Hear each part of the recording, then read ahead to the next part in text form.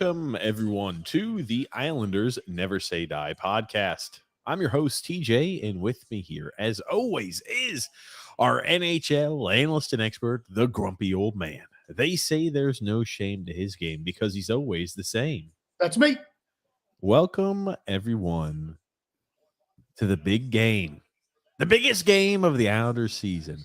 For those who are new to the channel, welcome. This is a twice a week all Islanders podcast that takes place every single Wednesday and Saturday at 8 p.m. Eastern Standard Time.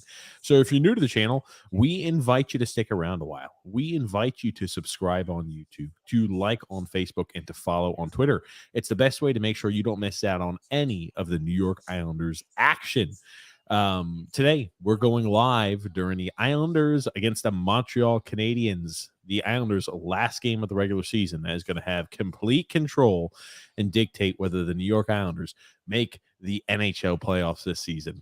And hey, depending on what Florida does, whether they get a first round matchup against the Carolina Hurricanes, the New Jersey Devils, or the Boston Bruins. There's still a lot of changing that can happen here in these last two days of the regular season. But again, it is a must, and I mean must, that you subscribe on YouTube, like on Facebook, and follow on Twitter. And if you enjoy the content, leave a thumbs up. Apparently that helps the algorithm. And we also have a secondary podcast called TJ and the Grumpy Old Man.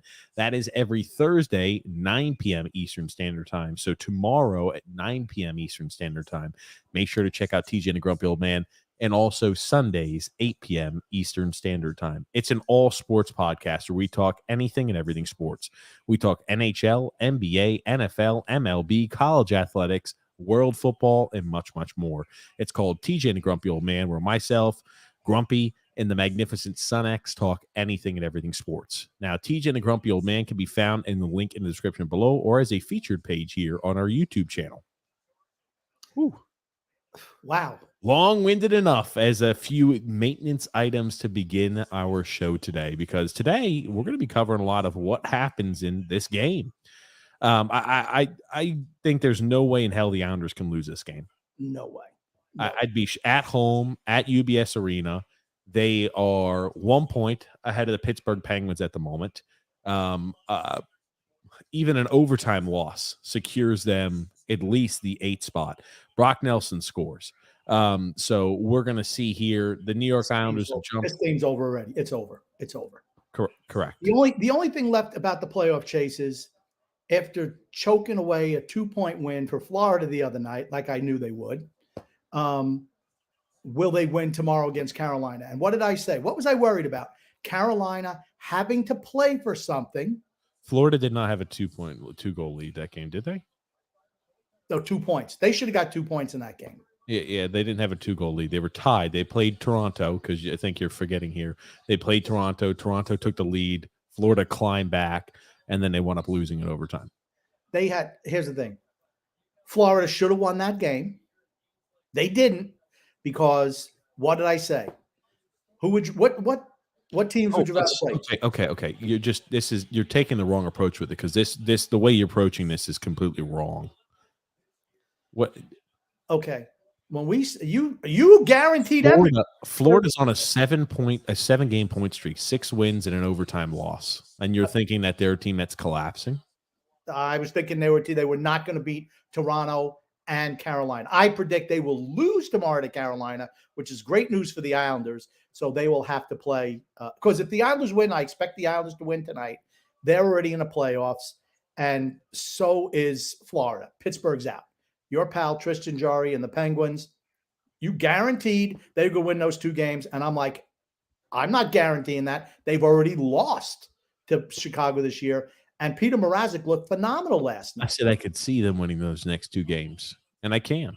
I could have saw them winning those next 2 games, but Jarry didn't play well. Here's the thing. To answer your question, and you have to remember, Grumpy, because on the show, we want to make sure we can go ahead and set the scene for those who are maybe unfamiliar with the playoff picture and what's going to happen. I'm going to say anyone for right now, let's set the scene, please. The Florida Panthers are 1 point ahead of the New York Islanders. If the New York Islanders win tonight, and Florida then has to at least get 1 overtime point in order to take the 7th seed. The New York Islanders, if they're on the same exact points, the New York Islanders are behind the Florida Panthers. That being said, if the Florida Panthers lose in regulation tomorrow and the Islanders win tonight, which is it kind of looks like that's the outcome. The Islanders have looked dominant here in the first period, playing at home against a miserable Montreal Canadiens team. If the Islanders win tonight and Florida loses in regulation, the Islanders get the 7 seed. And depending on how that all transpires, that means, hey, we're either playing Carolina or the New Jersey Devils. Now, here's a part of the catch-22, right? If Florida, well, I guess we can't play the Devils. We're guaranteed the Hurricanes or the Boston Bruins because, right, if Florida loses to the Carolina Hurricanes, and again, this is the big if the Devils win, the Devils will jump over the Carolina Hurricanes. That's right. So we would be playing the Devils. Or I'm sorry, if Florida loses, the Hurricanes win. I'm sorry, I misspoke and you didn't catch it either. But if Florida loses in regulation and the Carolina Hurricanes win, we play the Carolina Hurricanes. If the Florida Panthers win, they finish with the 7th seed, and we play the Boston Bruins. So we can no longer, I believe, play the New Jersey Devils, just with how everything has transpired. Okay. I mean, Carolina's has not been playing well as of recently. Maybe that's a good thing for the Islanders. The only team they really played well against was us. But everybody else, they seem to be playing dog poop against. I expect us to beat Montreal tonight handily. And I think Carolina will beat Florida tomorrow night. I really believe that. So you think we're going to get Carolina in the first round? Yes. I mean, it's funny. We said which teams are going to just win out. You win out, you're in the playoffs, right? We lose to Washington in a really uninspired effort. Shit. Did you see that really quickly? I'm sorry to interrupt. I'm shocked that Pellick was not called for some sort of holding against who the hell was that? Who the hell was that made that move for the Montreal Canadiens? And I mean, like split the defense, split Pellick and Pulak and made them look like Swiss cheese. Who was that for Montreal? I didn't see it. Okay, no worries. I'm sure they'll show the replay. But I'm sorry. You said win out and you make it in. I'll let you continue on your path. Yeah, I forgot what I was saying. So we talked about last time which team is going to win out. They had 2 games remaining. What teams could win out? What you were probably going to say is none of them did. But I know because you'd mentioned that to me off air. Right. And, all you had to do was win your last couple of games and you're in the playoffs. None of them could do it. Pittsburgh is the worst offender, of course. Am I surprised? Not at all. Yeah, the worst offender. Yeah. And, honestly, we're second because we had an easier schedule. Florida, well, you know what? They're playing 2 of the top teams in the league. If they lose one of those games, I mean, they're still going to make the playoffs. That tie was big for them to get them in with Pittsburgh's loss, but they should have come away with 2 points against Toronto. They absolutely should have, and they didn't. So now they had to go in, which was, for me, the nightmare scenario as far as, for Florida, saying that they have to beat Carolina in the last game so that they don't have to play Boston in the first round. They didn't want that. Maybe it motivates them. Maybe it doesn't. I don't know. Well, here's the thing. Florida's already guaranteed their spot. The Carolina Hurricanes, they obviously want the home ice advantage. I don't really care too much about how this affects Florida at all because now that they've clinched their spot, I mean, what they do just pretty much affects us, right? That's the extent of how much I care about the Florida Panthers. If the Florida Panthers win tomorrow, well, we're playing the Boston Bruins and getting our asses kicked by the Boston Bruins. If the Florida Panthers lose, right, we're playing the Carolina Hurricanes, who we don't match up well against and will beat the hell out of us as well. So the only fantastic scenario for us would have been to somehow play against the Devils, and we didn't get lucky. Sorokin's had to be really good here in the first period. He's made a number of really good saves. I don't like how the defenses giving up these odd man rushes coming back the other way. You see I who's mean, on the ice again? yeah, Pelican Pulak on the ice again. Montreal's a fast team. They're defensively inept. Their goal, Montembeault should have had that first save. My God, I don't know how he missed that shot. I mean, he was screened, but he should have come up with that save against Brock Nelson. It doesn't matter. It doesn't matter. This game, Montreal yes. is abysmal. Yes, they're minus 72 on the season in goal differential for a reason. We are going to beat the Montreal Canadiens. We are going to make the NHL playoffs. There's no doubt in my mind. And Pittsburgh, right? As much, I really thought that having Crosby and Malkin would have helped Pittsburgh over the line and helped, I don't know, just like the legends of Crosby and Malkin were going to help them win somehow. They're going to force them into a victory over that miserable Chicago team. They have Tristan Jarry in net. That negates everything because they scrapped it. Malkin scores in the third period to tie it up, and not 2-3 minutes later, he gives up a goal and what's a goaltender? And then he gives up a third one where the puck's at his feet because he's out of position, always diving for things, out of position. The guy just backs it up and he just stands there and he pokes it in. That 3-1 game over. It's like you could have a pin drop in Pittsburgh. A goaltender, you don't have to put up phenomenal numbers, another spectacular save, and then a post by Montreal. I don't know what the hell the Islanders are doing right now. Honestly, this is just play your lockdown, shutdown game. That's all you need to do. You can beat this team 1-0. You absolutely can. A goaltender doesn't have to be lights out all the time with a 1.2 goals against and a 98% save percentage. You don't have to be that. In the big moments, you have to come up with a big save. And that's one thing that he does not do. He absolutely does not. I told you he was going to be talking about Tristan Jarry because you went on so long and took it somewhere else, then talked about Sorokin. But talking about Tristan Jarry, can't make the big save when it counts. Right. And I told everyone that was going to be their undoing, and it sure enough was. Sorokin is razor sharp tonight. Sorokin's the only reason we make the postseason. He's the only reason we do anything for this team and this club and organization. He's the best player on the team by a country mile. Now, again, he's not going to win you a series. Maybe he might win you a few games against Carolina. Best case scenario, he's not going to win us a series against Carolina. I mean, like that, the best case scenario for us now is we play the Carolina Hurricanes in the first round. Yes. And trust me, that's a really shitty scenario. Stylistically, that's a bad matchup for us. And it has been for years. They've beaten us 9 of the last 11. The last time we played in the playoffs, they swept us. I realize that was a few years ago, but Carolina's only gotten better since then. They've got some injuries and everything like that that's hurting them. I think you talk about Carolina, how they're struggling down the stretch like this. What makes you think that they're going to beat the Florida Panthers then if they're struggling down a stretch like they are? Because the game means something to them. They win that game, they're in first place. Hold on. Every game has meant something to the Carolina Hurricanes. The game against the Ottawa Senators when they lost 3-2 on Monday meant something for the Carolina Hurricanes. And so did their Saturday game against the Buffalo Sabres that they lost 4-3 in regulation. All those games meant something to the Carolina Hurricanes. I'm just saying that this is a one-game situation. Who would you rather play in the first round?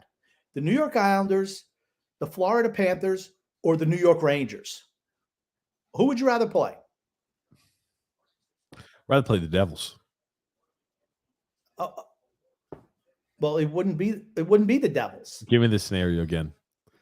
If you're Carolina, sure. The Islanders or Florida, right? Whichever, either the Islanders or Florida, who we're going to play. We don't know what the points are going to be yet, right? I would rather play the Florida Panthers. Okay, so what do you got to do then? So what, you think they're going to let them win? Lose. I don't know. But here's the thing. Then they have to lose in overtime. They've got to lose in overtime and put a hex on the Devils. I mean, like the likelihood that right they lose somehow or they get an overtime point or the Devils lose. I mean, the Devils are playing the Washington Capitals for the Capitals' last game of the season tomorrow. So I think the Devils take care of business. They win, and probably I don't know what's going on with Carolina. Carolina is a big question mark. It's a big game for Carolina. Well, newsflash: every game from here on out's a big game. I understand, but for playoff seeding, you'd much rather play the Islanders, Florida, and I don't, like I said, as opposed to the Rangers. You don't want to play the Rangers in the first round.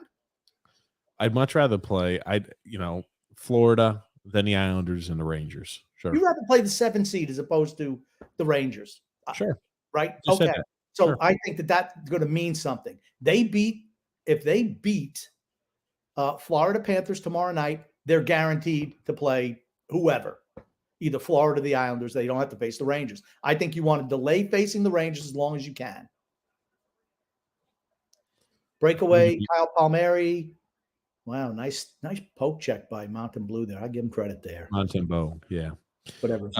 Yeah. Sacre Bleu. It's Mountain Bleu. Yeah, I don't know, but we're gonna have to do our best to try to stay focused on everything that's going on. But yeah, it's think about the situation that they're in, to where we're trying to spring forward for breakaways against Montreal. There's no need for it. You talk about how we've been hemorrhaging chances going the other way. It's because we're trying to play fire engine hockey against a team that's a better skating team than us right now. And I'd say probably regarding their offensive acumen, they probably have more offensive acumen than us, but they're much worse in their own zone, and they're much worse when it comes down to decision-making abilities as well. But this is a team that's faster with more offensive acumen, and we're trying to get into a freaking fire engine hockey race against them. We also score more goals than they do too. They're a terrible team. They only have 226 goals on the year. We have 239. They're terrible. I don't know how Marty St. Louis keeps his job. Maybe because he speaks French. I don't know. I mean, that's the way they look for coaches. You got to be able to speak French. Really? Yeah. That's a deal breaker. Yeah, that's big there in Quebec, buddy. You know what? Get an interpreter. That's all I have to say. That's not how that works. You don't know the dynamics. Ask Phil the next time he's on about how it is and how those hires go. You have to speak. So many people have to speak French, and when you're in Montreal, you've got to be able to speak both. Ask Phil about that the next time we're on. Well, I know that's the case. I'm just saying it's dumb. It's dumb. Think about what percentage of coaches and the quality of coaches that you're not able to get because you have some rule like that. Okay. Well, yeah, I don't care to talk. Put an interpreter out there. Yeah, I'm not taking it down too much on that. Let's talk more Islanders, Grump. Tonight's game, though, I think. Let me ask you this. I don't think this is going to happen. Very low percentage and very low likelihood. What happens if the Islanders lose tonight? They're not losing. Okay. I'm just asking you. I don't think they're losing. I just said very low likelihood. I don't think they're losing. If they lose, Pittsburgh will lose tomorrow. Pittsburgh will lose tomorrow. So no matter what, Grumpy says, take your money, put it into the freaking New York Islanders making the postseason. It is a guarantee. It's a Grumpy guarantee. Yep. You think Pittsburgh, if we lose tonight, Pittsburgh will find a way to lose against the Columbus Blue Jackets, the worst team in the NHL? They lost to the second worst team. They got jarred against the second worst team in the NHL last night. No, Chicago's not the second worst team in the NHL. Third worst. They're freaking abominable. I'm not saying they're not bad, but they're not that bad. They're bad, but not that bad. I got to pull up how bad Chicago is. They're tied with Anaheim for worst team in the world. They're I think the third worst team in the NHL. And if they didn't win last night, they'd be the worst team in the NHL. I've always wondered. I'm like, for owners and general managers, when your team starts winning games, you're like, at this point of the time, because look at how close everything is. Because the Ducks have 40 or 58 points.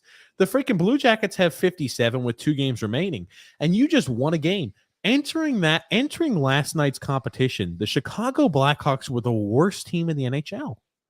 Now they're tied for second worst. I mean, like, that seeding matters for the Connor Bedard sweepstakes. I've always wondered how general managers, react when their team does something like that. All right, I'm sorry. That's a penalty on Montreal coming in. Absolutely hooked Horvat as he coming in on break.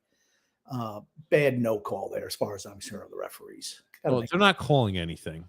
Well, okay. Oh, that's not a penalty, dude. Come on. Are you? He absolutely hooked him coming in. Absolutely, he did. He absolutely got his stick up around the hands and he hooked him. Absolutely did. It looked like he pushed him, from my point of view. I will say this: they're not going to call anything in tonight's game.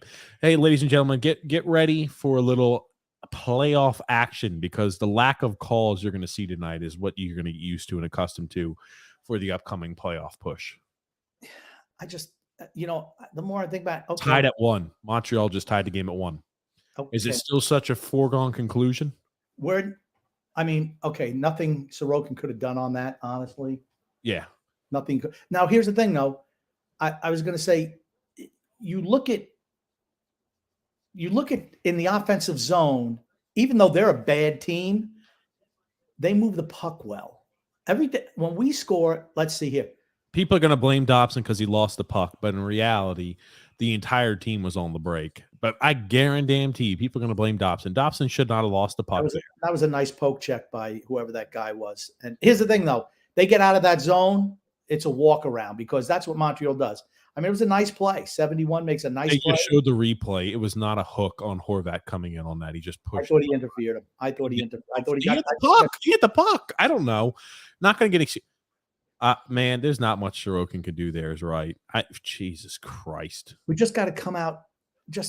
That's a good shot too. I mean, he put it in a good spot because I'll be honest with you, Sorokin was getting over there too. If that shot's not an immediate one time, Sorokin makes that save. That's how fantastic he's been, and he's in good position. Now, Montembeault sucks. He blows. He's not a great goalie. It's crazy, though, how quickly momentum seems to have changed. The Islanders dominated all the action for the first, 8 or 9 minutes. They scored a goal, and now they started playing, hey, we could just do what we want. We're freelancing out here. I don't like how we're letting Montreal outwork us in the defensive zone. It wasn't like that the first 10 minutes or so, but Jesus Christ, you shouldn't have to be motivated for this freaking game. This should be a game where you look like the freaking all-star team against the freaking pee-wee football squad. I mean, Montreal's terrible. I'm sorry. In the defensive zone, it's like turnovers. Turnovers are plenty for Montreal. There's no doubt in my mind that we don't score at least 2 or 3 more goals against Montreal. 2-1 Islanders. Like I said, chaos in front of the net. I thought that was a borderline hook there by Parise. But see, none of that shit's going to get called to keep that puck in the zone. None of that shit's going to get called. Montreal blows. And there it is. There's another one too. Yep, I just saw that. Hudson Fasching. I'd rather have Pierre Engvald instead of Hudson Fasching. I tell you, Hudson Fasching, when need be, he finds a way to put the puck into the back of the net. It bounced off the post, and then I don't know if Suzuki knocked that one in, but that's a hard work goal, right? Nice deflection by Parise. I don't know if Fasching knocked that in or for Suzuki. Doesn't matter. They will count the same. Yeah, okay. Hudson Fasching celebrated like he knocked it in, so I'm going to trust him. Okay. But man, oh man, yeah, Hudson Fasching put that in. Man, oh man, I tell you, and just like that, we respond back. Oof, man, I tell you. I still don't think we're playing clean hockey. That's interference on Pelech. No call. Referee looked right at it. Absolutely, that's interference. They're not going to call anything. Bailey is in. How is Bailey playing today? I wanted to ask you about that because Josh Bailey put the assistant armband back on, and he's out there playing. My God, that interference by Pelech was bad. He knocks him to the freaking ground. He knocks him to the ice. My gosh. But I'm like, I don't know how Bailey starts tonight either. And let me ask you this. Does this mean Josh Bailey is going to be in the starting lineup for the playoffs? Josh Bailey will start in the playoffs. I told you that he would. Simon Holmstrom sat for I think almost the whole third period of the vast majority of the third period. What? He's going to win the Conn Smythe. Why the hell is this kid sitting? He's going to win the MVP of the freaking cup, of the Stanley Cup, Grumpy, or the NHL playoffs. I'm just telling you that he was benched. I mean, he doesn't contribute anything. And I'm not surprised. I'm surprised Bailey's in today, but I guarantee you he'll be starting in the playoffs. And the Islanders, considering that's a good 2-1 lead, because I think 1-1 going at the end of the first period, 1-1 that's a negative. Doesn't fit well. That's a negative. Montreal is a bad team. And if we play smart hockey, we should pummel Montreal. Pummel them. Okay. Long story short, Sorokin was really, really good in the first period. Got a nice shot off the post that the goaltender's best friend. I mean, the one goal was well deserved by them. And you know what?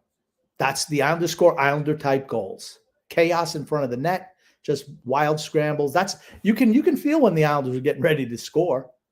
You see Montreal, they don't know what to do in the defensive end. They just don't. I don't know who their defensive coach is, but he should be gone. They're miserable. They're a bad team. You know, you look at a team like that, you don't get minus, what are they now? After this result right now, if it ended 2-1, they're minus 73 on the year. That's abysmal. They're a bottom 5 team in the NHL. And here's the thing. You got to clean up and you got to take advantage of the shitty teams that are on your schedule. At this point in time in the season, right? It's a win and you're in scenario. The Islanders need to close this game out. They need to play smart, buttoned up hockey. That's the thing I'm concerned with. Play smart hockey. I don't give a shit. Win 2-0. Stifle the Montreal Canadiens. All the Islanders need to make the playoffs is just go to overtime. That's it. That's all they need. Then Pittsburgh is eliminated. All they need to get is to overtime. Doesn't even matter what happens in overtime. Doesn't matter. Then they're in the playoffs. That's the easiest scenario. Just go to overtime. You make the playoffs. I don't think it'll go there. I think eventually they'll probably get the 17. I just think Carolina having to play for something tomorrow helps us in a big way. Yeah, it does. We're going to play. Carolina's going to beat the living shit out of us, though. Well, okay, but sad truth of it. Well, wouldn't you say if you're Carolina, you want to play us in the first round? They beat Florida. We win today. They beat Florida. We get Carolina in the first round. I think Carolina, if they're playing, I think Carolina is a good match. I think Carolina likes Florida and they like us, right? They do not want the Rangers, right? The Rangers, I think, beat the living hell out of the Carolina Hurricanes. It's that simple. The Hurricanes are a team that I'm worried about their long-term push this year. I think that the injuries and the war of attrition, they're not making a long push this year. That simple. I think that they're still a really good team. You don't have only 20 losses or however many regular season losses on a season without being a fantastic team, right? You play 82 games in a regular season. The Carolina Hurricanes have been great for a large portion of it. They've only got 21 losses. 30. Overtime losses count as losses. 21 losses in regulation. Okay. You're not going to be playing 3-on-3 or shootout in the playoffs. You got 21 losses in regulation, 51 wins. They're a damn good team. To me, their scoring is dried up. They've almost become a one-line team. When they lost Pacioretty, we knew, but Svechnikov's a huge loss for them. Huge. I mean, their D needs to get more engaged. And their defense scores a lot of goals they produce, but you know what? When you have to get a lot of scoring from your defense, it leaves you vulnerable back the other end. I'm telling you, a guy who I think for Carolina that's going to step up in the postseason is Brett Burns. He's been fantastic for them this year. That's a guy who always has the ability, I feel like, in the postseason to really step it up in a big way. Always he does. He's one of those special type of playoff caliber players. Yeah, I think the injuries are going to take care of them. Are you looking at Brock Nelson? Man, he is starting to gray quite a bit on his hair, Grump. Holy shit. Brock is starting to show signs of aging. Maybe it's the stress of making the playoff push this year. Do you think it comes back with a little bit more of that natural black hair in the future, Grumpy? I'm looking here. Brock Nelson's played well as of late. And I know you have said, he hasn't gone great, since we've changed up systems. He had 3 points against, that was a game that we beat the living hell of the Tampa Bay Lightning. But that was a big goal against Montreal. This year, another career year for Brock Nelson. 35 goals on a season and 39 assists. 74 points in 82 games. And this game is not over yet. Fantastic year by Brock Nelson once again. The value of a guy like Brock Nelson is and will never be higher than it currently is right now.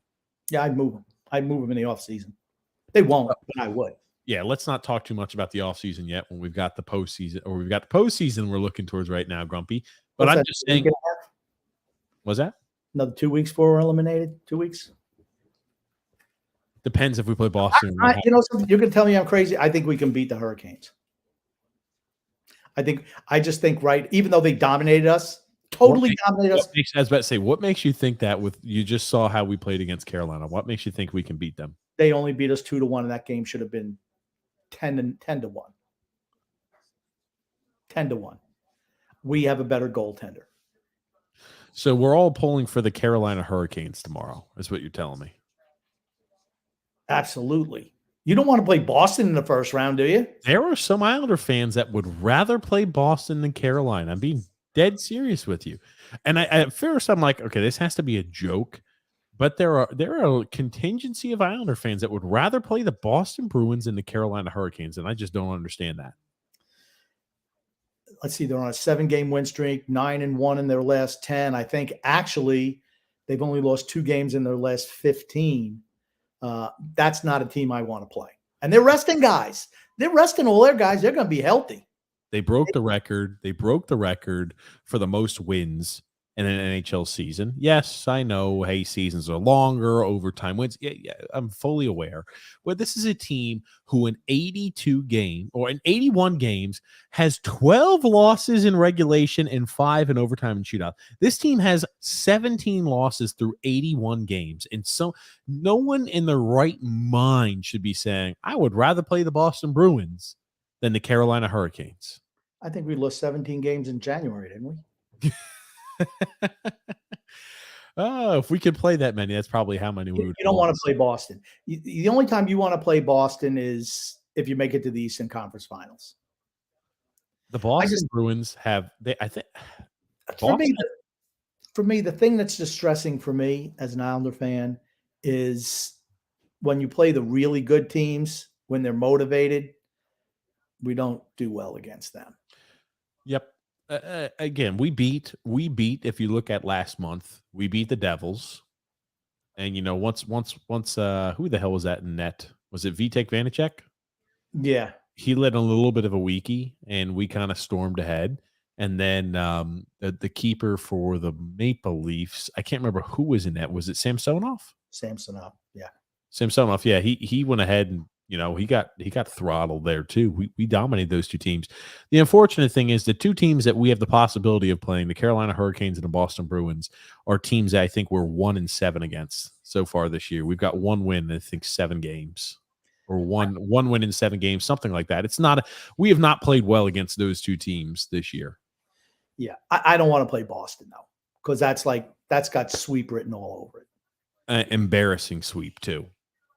You know, when you score, they've got the second most goals scored in the NHL, only behind the Edmonton Oilers. They've scored 300 goals this season. Only the Edmonton Oilers have 320. They've got more goals. And they've allowed the least amount of goals in the NHL this season by a country mile. They've only conceded, think about this, 173 goals on the year. Yeah. By far the best number in the league. And here's the thing, right? This Boston team is very different from that Tampa team. We've had to discuss this, I feel like, ad nauseum, but this Boston team is not a team like Tampa to where they don't have the grit and the sandpaper, like when Tampa went ahead and was swept by the Columbus Blue Jackets that year that they had set the record. Okay, I think everyone admits our weakness is scoring goals, right? Let's say things go the way we look at them in the playoffs. Carolina. Oh, okay, hold on. Now you're moving away from the point. I wanted you to speak a little bit, Grumpy, but don't forget, just please come back to the point of this Boston Bruins team is not like the Tampa Bay Lightning team when they were swept. They're not. They're not at all. The Tampa Bay team that got swept was soft. And they got out-physicaled in that series against Columbus. They weren't mentally strong enough because they hadn't been through the wars yet with that young group. And it wasn't until the next year when they got some sandpaper guys that they turned it around. This is totally different. This team is loaded with veterans who've won Stanley Cups, been through the wars, thoroughly enjoying it. The young guys are learning from the veterans. The veterans are getting rested. I mean, they're breaking these records while resting 3-4 guys every single night. Krejci isn't going to play. He's got a little minor injury, lower body injury. Oh, that's okay. He'll miss the last 3 games of the regular season. He'll be ready to go to start the postseason. Taylor Hall is back. Mike Foligno's back. Yeah. It's like, yeah. It's like, okay, it's like, I listened to a Boston station and it's like, who are they going to sit? That's the problem they have. Who are you going to sit? Are you going to sit Frederick on the third line? You're going to sit Hathaway? The trade they made with Washington, I'm not going to say made them unbeatable, but made them a really, really tough out. You could say if they sustained a couple of injuries to the defense, they could be in trouble. I don't even think that's the case anymore. I mean, Orlov has been tremendous for them, just tremendous. Yes. And Garnet Hathaway is another one of those guys who is a bottom 6 guy, is a sandpaper guy, and you need guys like that in order to win a cup. You're right. They have a lot of experience. The veterans who are on that team for the Boston Bruins, look at the production out of their guys.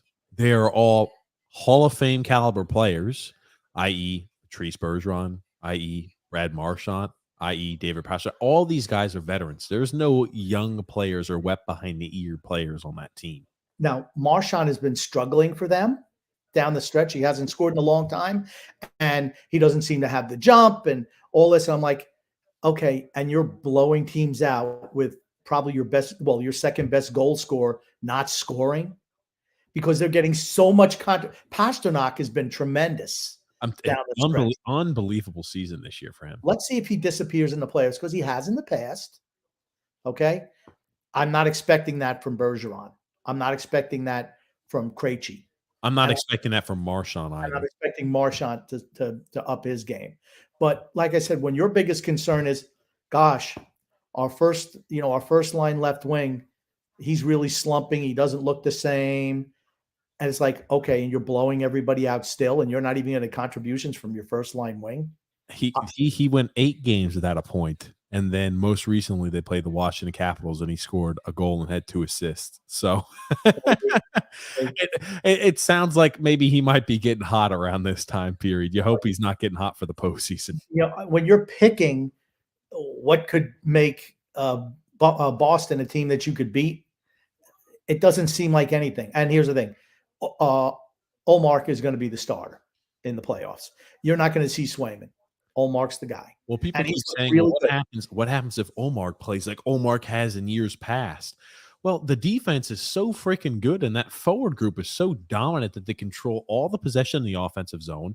And when they're in their own zone, they're not incompetent in giving up high danger chances. They're doing a great job of protecting their net, and people are playing a 200-foot game. They're really good.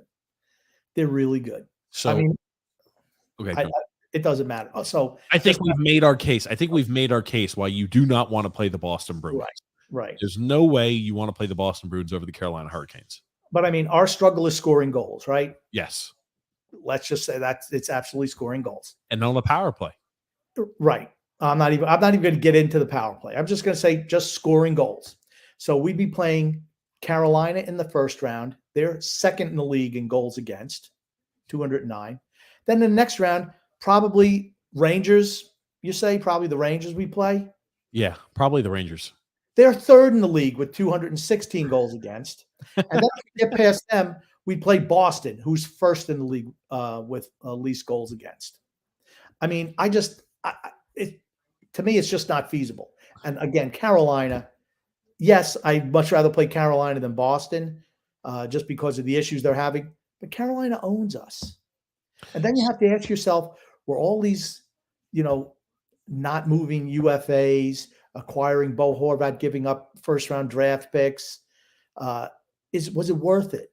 I mean, to get beat in the first round, in all probability, or if you don't get beat first round, I mean, I know right, best case scenario, right? We play the Rangers tough, but man, the Rangers are really freaking good right now. Well, I wanted to bring that up. You mentioned the Hurricanes are second in the NHL with goals allowed. The Rangers are third. Where are the Islanders on that list? Sixth. Okay, so we're sixth in goals allowed. So we're going to have to probably score 16 goals if we want to go ahead and win. I'm predicting a lot of boring games. the longer we go into postseason or low scoring games. Let me correct myself. I don't know. Sorokin's gonna, if for us to win a Stanley Cup, Sorokin's gonna have to have 16 shutouts. And I don't think that's an exaggeration either. I don't think so either. But let's start looking through some comments here. Anthony Rizzi said, "Freaking lame, Bailey, really? Yeah, I don't get Josh Bailey playing. But I guess he trusts Josh Bailey more than Simon Holmstrom. That is it in a nutshell. And think about that: your budding young superstar Simon Holmstrom trusted so little where we trust a guy like Josh Bailey more than him." Anthony Rizzi also says, "We seriously don't deserve to go to the playoffs. It would be better served if we didn't, and ownership would take a hard look at Luna's bullshit." So that's another point. Go ahead, Grump. 100% agree with that. 100%. But they're not, they don't care. I'm not saying they don't care. They believe Lamoriello. They believe whatever he says. Blind belief. And that's, like I said, he's mismanaged it. It's unfortunate, but he's mismanaged the team. I still do, right? I don't want this to be we're looking back with revisionist history. If somehow the Islanders lose this game, again, I'll mention it. I do not think the Islanders are losing this game. But somehow if they lose this game, and let's say Pittsburgh comes away with a win and we don't make the postseason, there's no way you can keep Lamoriello, right? He's not letting him go. He comes up with, look, we were this many points better than last year. If Matt Barzal hadn't have been hurt, we would have been there. We would have won. Whatever. You can try to sell whatever you want. I know when you watch the team and you watch them play really good teams, how do they look really for the most part? Not too good. Pedestrian at best. Yeah. So I was just curious if you went from a team with a mentality of Stanley Cup or bust to not making the postseason too. So you think there's no matter what, even if we don't make the postseason, there's no way that we will see Lou Lamoriello not in control of this team. No way. No way. Yikes. That's a scary thought. Hopefully we don't even have to entertain it because we make the postseason to begin with. We're going to make the postseason, but it doesn't matter. It does. Again, making the postseason isn't good enough. Anything can happen, Grump. To me, for this year to be a success, you have to go to the Stanley Cup Finals. Period. Eastern Conference Finals doesn't even matter either. Well, been there, done that. So 3 out of the last 4 years, you make it to the Eastern Conference Finals and lose. Need to make changes. He's not going to make any changes. That's the whole thing. James F. said, "Let's go Islanders. Just win, baby." Rob said, "Jari did more to get this team into the playoffs than clueless Lou." True. Than clueless. I like that. That one that he let, the one that was the backbreaker for Pittsburgh. I was like, dude, how do you let that one in? Think about how many games they had. Every single game we beat them in this season, they had a 2-goal lead going into the third period with a 2-goal lead against the Islanders. And they lost every single one of those games in regulation. Yes. They did not come away even with a freaking loser point against us, I don't believe. One they got a loser point. One was a loser point and 2 losses in regulation, both entering in with 2-goal leads in the third period. That's 5 points they gave away to us. Take away 5 from us, give 5 to them. They'll walk into the playoffs. We're on the outside looking in. Even if you split, they're still ahead of us. Yeah. And this win right here just gives us a chance if they lost tomorrow. But yes, they did everything they can. That Tristan Jarry blows. That Pittsburgh Penguins team, if they don't make the postseason, which they won't, they need to blow that team up. They're not going to do that. I'm just telling you what they need to do. They might need to do it, but they got too many guys. Unless they decide we're moving legends. I mean, now's the time to do it. See you later. Okay. Do you think Sid Crosby wants to leave after being there for 14 years? You think Malkin only wanted to sign there? He wasn't going anywhere else but Pittsburgh. He took less money to stay at Pittsburgh. I'll be interested to see, right, if you say, hey, we're moving Crosby, does his mindset change? What makes you think Crosby wants to be moved? Doesn't matter. Move him. Well, does he have no trade clause? Does he have I don't know if he does. That these guys might have no move clauses, no trade clauses. I mean, then you can't do anything, right? That's what all the Islander fans tell me about Anders Lee. Can't move him because he's got this type of clause, this type of clause. Well, nope, you can move him. He does not have a no trade clause on his contract. Crosby? He does not have a no trade. See you later, Sid. So you think that they would trade Crosby? I'm telling you what they should do. If you're going to trade Crosby, when do you trade him? You got to trade No, him. I'm sorry. He's got a no move clause. I apologize. He's got a no move He's clause. going nowhere. Yeah, unless he goes ahead. If you're Crosby, are you sitting here happy with what happened this year? No, maybe saying, hey, but I mean, what's the difference with Pittsburgh? Goalie, a goalie. You don't have a goalie. Sure. That's the whole thing. Get a goalie. How many years we've been saying that about them? They've been on the goalie carousel ever since they cut loose Marc-Andre Fleury. For some reason, they didn't like him. I never understood it. They wanted to save a couple of $1 million and put Murray in goal. Well, that didn't work. You see what you get. You see what you get. That's about the easiest way to put it.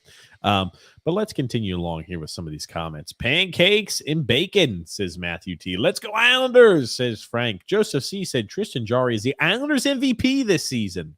He's one of them. He is. Oh, hell. I won't say he's not MVP. Him and Sorokin. Dual MVP. Sorokin's not, but that's the difference. We have Sorokin and they don't, period.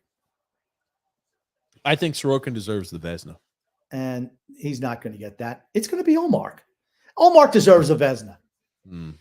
I was looking at some advanced analytics that I can't wait to talk to our pal Phil's facts about, Grump. I mean, the Islanders have upped the pressure here to start the second period, just to let you know, and a full scramble mode. And somehow I'm really surprised that there was a penalty to Montreal. They usually don't call anything when there's a scrum in front of the net. What's the penalty? I don't know. We're going to find out. Oh, man, that hit off the inside of the post. It's there. I don't know what the penalty is. Penalty was, it looked like a goal was there, and the Montreal guy hit another guy out of the way, is what it looked like to me, but I have not seen the slow-mo version. For this being the first penalty called today, when you saw... what's his name? Palmieri had the stick up high. I don't know what the heck. How the hell did Bo Horvat miss that? Bo Horvat was the guy who hit it off the inside part of the post. How did Bo Horvat miss that? Oh, he's coming across. He's trying to get his backhand. What the hell are you talking about? Hold on. So what's the penalty there? No penalty. I thought there was. No, they gave it to a penalty. They gave a penalty. I don't know what the penalty was. I honestly don't know. Was it Edmondson, I guess? I guess. I don't know. Like I said, I don't know. They let a lot more stuff than that go. I don't know what the call was. Will the Islanders quell their power play worries? Will they score a power play goal to get their power play hot going into the postseason? 31st in the NHL in power play. You're not beating anybody like that. Yeah, I was going to say, you have to have your special teams do something for you in the postseason. Everything gets more buttoned up, and special teams are so much more important in the playoffs. So much more important. And if you're miserable on the power play, you're not winning. You occasionally have to have your special teams win you a game where you get outplayed in 5-on-5, but you kill all the penalties and you score you score on a power play or two. Holy shit! I mean, I'm joking when I say 16 shutouts, but I'm going to say he's going to have to have. I'd say he'd have to have at least 5 or 6 shutouts for the Islanders to actually have a shot to win the Stanley Cup. I don't doubt it. He would need, he leads the NHL in shutouts this season. He would have to lead the postseason goalies as well in shutouts if he wants to. Yeah, if we want to make a push there, really. Dude needs a choking hazard warning sticker on his helmet. Oh, God, Tristan Jarry. I watched the whole game. Wow, the Blackhawks looked amazing. It didn't surprise me they lost to the Blackhawks. I said that the Blackhawks hammered them. I am shocked. The Blackhawks at this point in time, it's not like as a coach or as a general manager, you're not like, hey, dudes, maybe you should start a whole bunch of guys who have never played in the NHL before to get them experience. That's what they did. That's what Montreal's doing. How many guys are making their NHL debuts tonight for Montreal? Chicago did the same thing. Oh, my God. The Islander fans, Andrew Gross just tweeted, first booze of the night's coming from the Islander fans after another god-awful penalty. What is that? Another god-awful power play, I'm sorry. Birds are out there. You just want to make the playoffs. That's it. You just want to make the playoffs. People are not dumb enough, though, to realize that this major hole and flaw that we have on our team, the power play, is still a huge hole that we've got. It is. It's a problem. Joseph C. says here, hey, Frank, hope you guys win tonight. Nothing better than the Penguins missing the playoffs, except when the Devils do, too. Can I just tell you something? Do you think I realize what I'm talking about next year. Why are you thinking about next year already, Grumpy? This year's over. This year's over. I'm just saying, do you think that the Islanders have any shot of making the playoffs next year? And the reason I ask is Ottawa and Buffalo are only going to get better. Probably, yeah. I'm not counting Detroit. I know you like to. I'm not counting them. But Ottawa and Buffalo were close. You've already knocked off Washington and Pittsburgh. Who's going to take a step back? You have to think that Florida will probably be better next year than they were this year. Even if Boston slips, they're still going to make playoffs. Tampa and Toronto going to make playoffs. Rangers, Jersey, and Carolina going to make playoffs. Now, I do think that Washington is better next year than they were this year. As to how much better, I'm not sure, but I do think they'll be better next year than they were this year. But they didn't make playoffs this year. I'm just talking about younger teams taking over the older teams. You've just seen Washington and Pittsburgh, Lions of the Eastern Conference for years and years, eliminated from the playoffs in the first year. First time in 15 years that Pittsburgh's not going to make playoffs. First time in 12 years or something that Washington didn't make playoffs. Well, they're older teams, and this is what happens with the older teams. The younger teams wind up beating them. Where next? Is next year the year where you see Buffalo or Ottawa or, Florida step up? Or maybe Washington. I think Buffalo's got a big chance. I think Washington comes back a bit, and I think Buffalo really take a step forward next year. I mean, Buffalo is such a young team, too. They need some veteran defensemen. Sure. I still think they need a good veteran goaltender. Well, let's talk more Islanders. I don't want to get too much because we could go down. It is next year. I'm talking about what are we going to do next year. Apex Legend says, even if the Islanders don't make the playoffs, Lou isn't getting fired. The organization is a joke. He's 100% right. 100%. Joseph C. said, TJ can call himself early tonight, even though the podcast was scheduled for 7:10, and he showed up before 8:20. There it is. Hey, Joseph C. I was like, I called Grumpy up. I'm like, let's try to do it. We'll try to cover the game live because I figured this was going to be just it was going to be more of a celebration than anything else, where it's like, hey, the Islanders have at least made the postseason, back in the postseason picture again. And then we've got to see, we're all going to be watching the Carolina Hurricanes against the Florida Panthers tomorrow. I guarantee you that all Islander fans should be tuned into that game. Everyone's a Carolina fan tomorrow. You know, the shitty thing I think about is what happens if, again, we somehow lose and we're just treating this as like, hey, we're winning this game. I keep acting like, hey, this is a done deal. The game's technically not over. It's a 1-goal game, but I just keep acting like this is a done deal. Okay. Number 30 is in the net for us, not number 35. That's the difference. Grumpy, who's number 35? Tell us. Christian Jarry. I don't know how the son of a bitch keeps a job. Such a bad year. Such a bad year for him too. I just that's a good question, Grump. I'm about as. That's why we are not losing today. I would be stunned if we lost to Montreal. Stunned. JG said, "How are we feeling tonight?" 2 thumbs up. We're gonna win. That's how we're feeling tonight. Frank says, "I pray Lou Alfredo stick around. They've shown this is the most they can do. Well, and we'll lose Devon Taves." Or maybe he says that. Maybe he meant to say, "I hope they don't stick around." I'm very nervous for tonight, says James. Do not be nervous. Do not fret, James. This is going to be a win. No Matthew S. said, "Oh boy, good evening, gents. What's up?" Pony Curtis says, "Hell yeah, TJ and Grumpy are live. It's going to be a party tonight, boys." I agree. B40 said, "Reminds me of having to beat the Flyers the last game of the 1990 season to make the postseason." Yeah, Flyers were much better. Montreal sucks. Anders Lee, I think, just got away with a hook or a trip on whoever the hell that is, number 11. But this is, I don't know. Away. Was that Grumpy? Oh, hit the post. Pitlick hit the post. Montreal. I mean, I don't understand why the Islanders just aren't. You know what? Let's just play button-up defense. I don't understand why they're. I know why is Bolduc crashing down so hard? It's a 2-on-1. Why the hell did Bolduc crash down so hard? What the? I don't get it. The whole thing is, I don't understand why. I understand why they're doing because it's with they're just dominating them with ease, and they're getting caught up ice. They're getting a little bit lax mentally. It's like Lane needs to pull them over and say, guys, just let's play solid button-up defense. I'll be happy if you come away with 0 shots on net. But if you go ahead and ensure that, or I can care less if you have 0 shots on net if you hold them to 0 shots. Play button-up defense. Jesus Christ.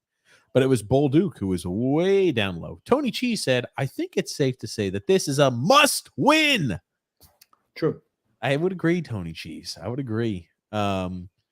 You can cut up the hot dogs and put them in the ramen if you'd like, says Pony Boy Curtis. Grumpy, it's a party tonight. Man, Pitlick had Sorokin beat, but like I said, the goalie's best friend, had 2 posts tonight. Look at Bolduc, though. What the fuck is he doing crashing down? And then Josh Bailey follows suit. Yeah, well, it's Bailey. Pitlick almost had his 2nd goal tonight. Well, he hit the post. I tell you what, he's hit the post also. So, Andrew L. Grumpy. Got a small update on Hickey's segment. It's called Hicks Hot Takes. It's still stupid. It's not good. No. Dallas McDonald. Maybe it should be Between the Sticks with Hicks. Something like that. Grumpy, Dallas McDonald. You were both sort of right, fellas. Washington scared TJ, and Grump had a hunch Pittsburgh would have a hard time with Chicago. Oh, that's right. I forgot to even bring that up. You thought there was no way we were losing to Washington. I thought we'd beat Washington. Thank you. I thought we'd beat Washington. Yeah, Washington pummels the hell out of us. They're just not a good matchup. They're much more. And think about all the lack of forward group they had in there, and they still pummeled the hell out of us. I just have absolutely no faith in Pittsburgh or Florida for that reason. None. Yeah. I have watched them both enough this year to know. Here's the thing: what's going to happen to Florida? They're going to get destroyed. That's what's going to happen. They're going to get swept. It doesn't matter. These suck squads. Yeah, we made the playoffs. Big deal. You're just a sacrificial lamb for the next round. Big deal, Grumpy says here. I don't even care that I have no one to watch the game with. I'm just happy I have you guys and my Islanders never say die family. That's what I like to hear, Ponybear Curtis. Let's go. Thank you there. He said, TJ, none of that negative shit tonight. Tonight is the time we embrace the orange and blue and be true diehard. It's okay to drink the Kool-Aid just for tonight. Seriously, Blue, please. Yeah. I think we're making a postseason. I think we beat Montreal. Where we finish, that's a good question. I pray we don't play against Boston, even though some Islander fans want it. My little brownie, Grumpy. Couple of podcasts ago, question was whether or not the Pens get in, but that was versus the Panthers. Now look at us. It's go time tonight. You win or you die. I think we could lose this game and still make the playoffs because you keep forgetting Tristan Jarry plays goal for Pittsburgh. Period. And it's in Columbus. Their game tomorrow at night is in Columbus. It would not stun me if they get blown out by Columbus tomorrow. Islanders coming away on a 2-on-1. Oh, man. You got to make that pass. Palmieri's got to try to make a pass to Engvall there, in my opinion. Nice skating by Engvall. You know, he's kind of fallen off the planet a little bit. What? Pierre Engvall's fallen off the planet, Grump? Well, no. He is what he's. Like I said, everyone was in love with him. But Montreal, it's like a Chinese fire drill when they're out there on defense. You know, I always wonder where that saying came from, Chinese fire drill. We used to hear it all the time. Oh, it's a Chinese fire drill. It's when things are going crazy. I mean, are fire drills in China crazy? It's 3-1, and we might as well this game can go off. It's over. Okay, good. Well, then let's engage in some conversation. And Grumpy Joseph C said, "I think it's time that we switch to creating a Reddit page." TJ, who still uses Facebook? I guess I do. And the majority of the around Grumpy age, I feel like, does that. Andriel said, very disappointed to see Grumpy not wearing a jersey or a Blackhawks jersey. A Jarry jersey. Yeah, well, Grumpy, let's get engaged, Grumpy. I don't have a Jarry jersey. I don't have a Jarry jersey or a Blackhawks jersey. I don't even have an Islanders jersey. I have a Grumpy jersey.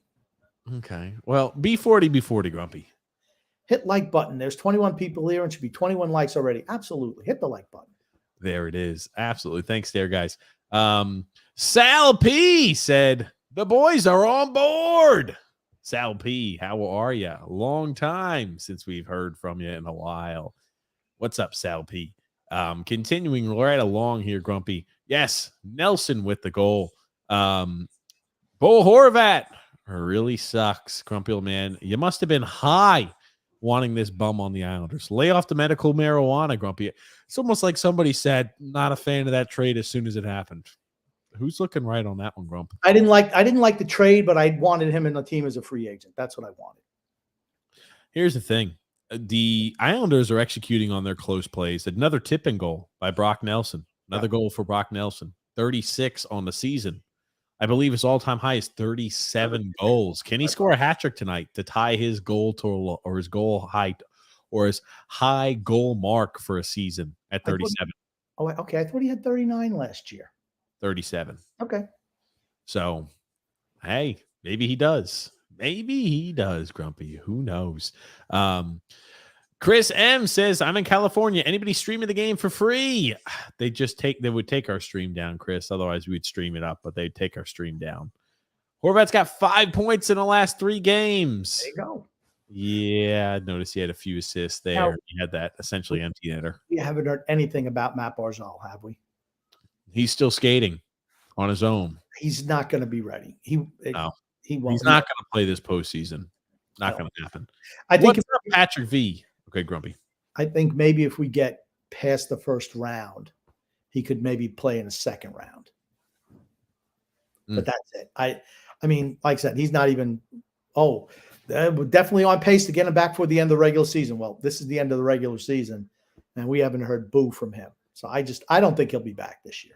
What's up, Patrick V? How are you guys?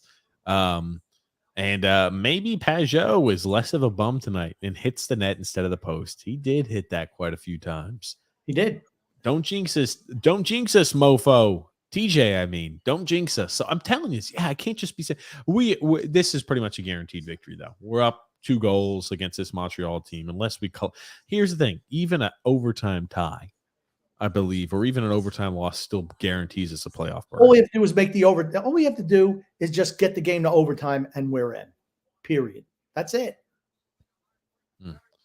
JP said, don't sleep on Edmonton. LOL. Good evening. What's up, Edmonton? Stephen C said, I'd rather play Boston. Oh, you're crazy, Stephen. Stephen. No. It's Stephen, Grumpy. Okay. And then you got here a comment. Pony Curtis said, Butch is like, you got to love it. They're singing for Josh Bailey. Like, yo, bro, they're singing at Josh Bailey. They're trolling him. Yeah, like, because he hasn't done anything. They have, freaking. He got 5 goals this year. I don't know how many he's got. Tony G is Grumpy.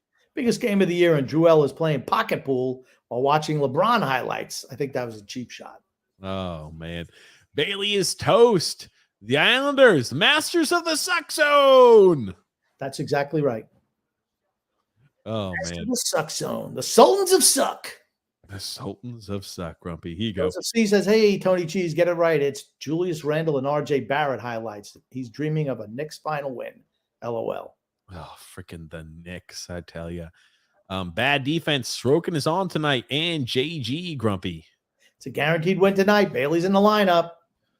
Hey, Bailey is a stallion. What can we say? He does what he's got to do. He takes care of the business. But let's continue along here, Grumpy.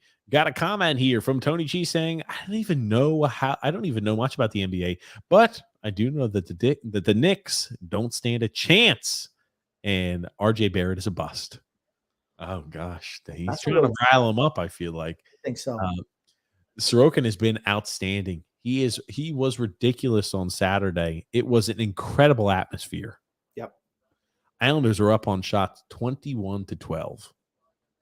Usually it's the other way around when the Islanders are playing.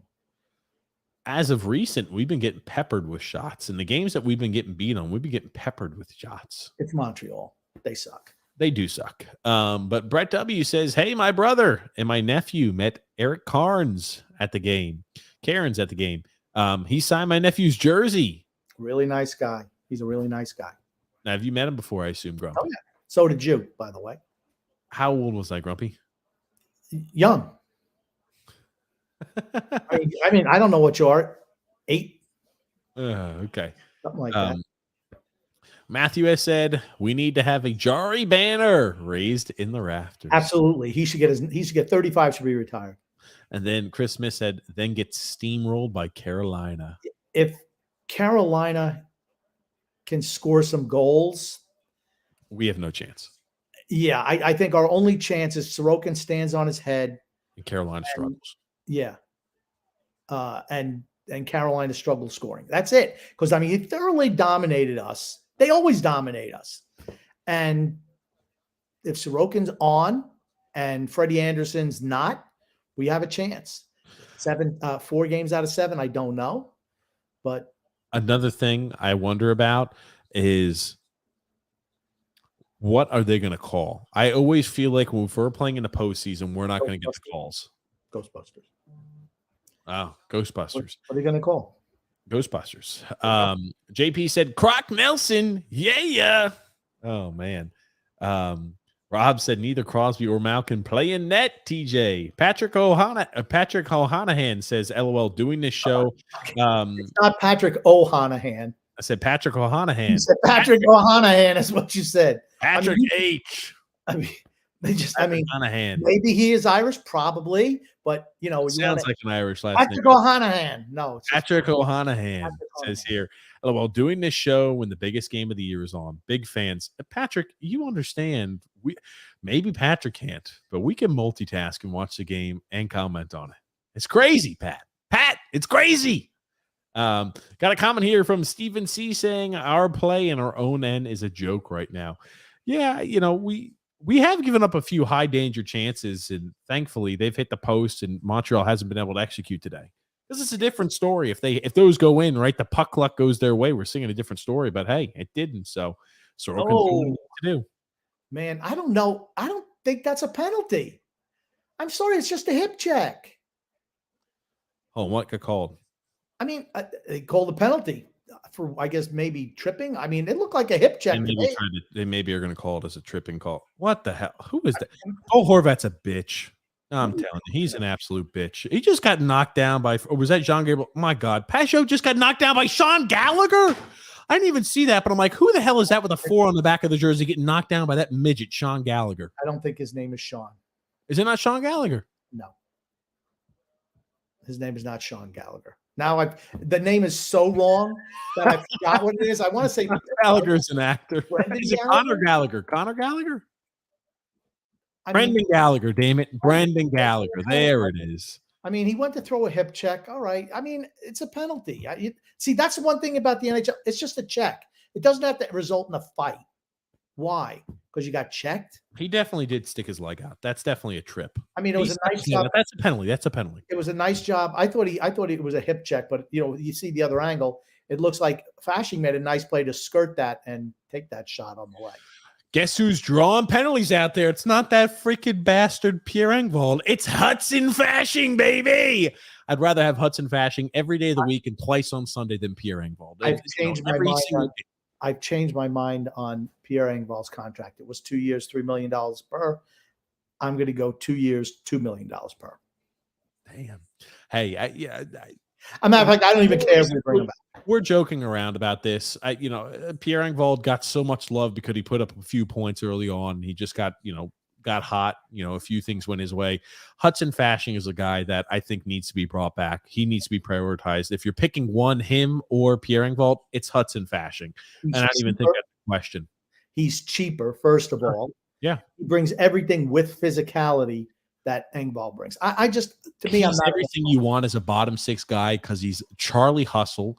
Is he as a natural skater as Pierre Engvall? No.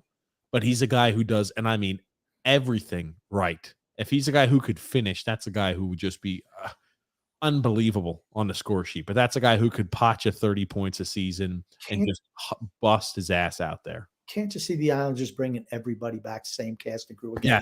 Yes, that's what I'm worried about too. I think that's what it's going to be. This offseason, we're gonna maybe overpay to bring Varlam off. Maybe we'll overpay to keep Mayfield. Oh my God, gotta let him go.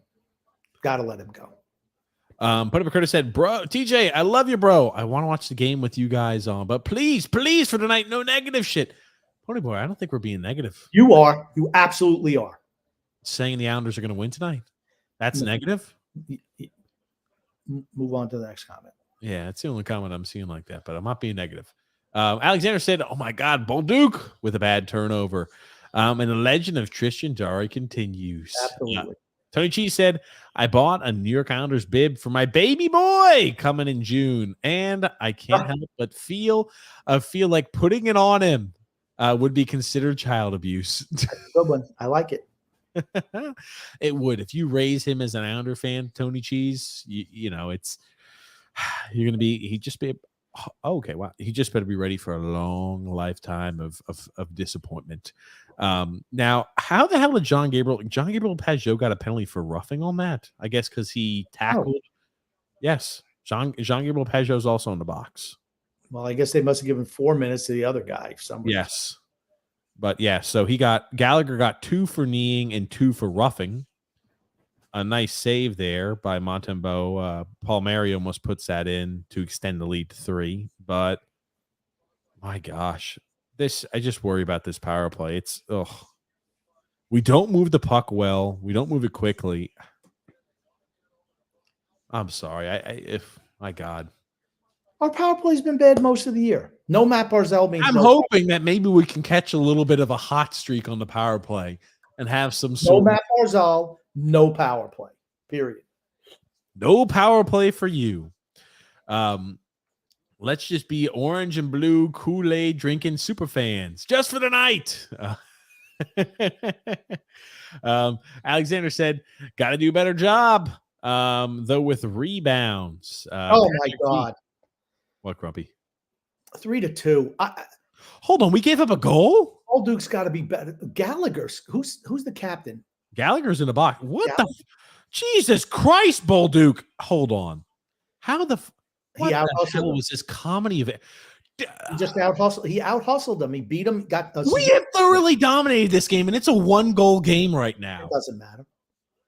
We say this shit, but this is how people lose games. Hey, let's give this Suzuki trip. What a play by Suzuki.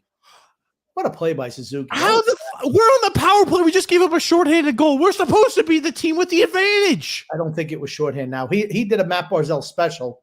He grabbed Bolduc's stick and wound up putting it in with a one-hander. That's a nice shot.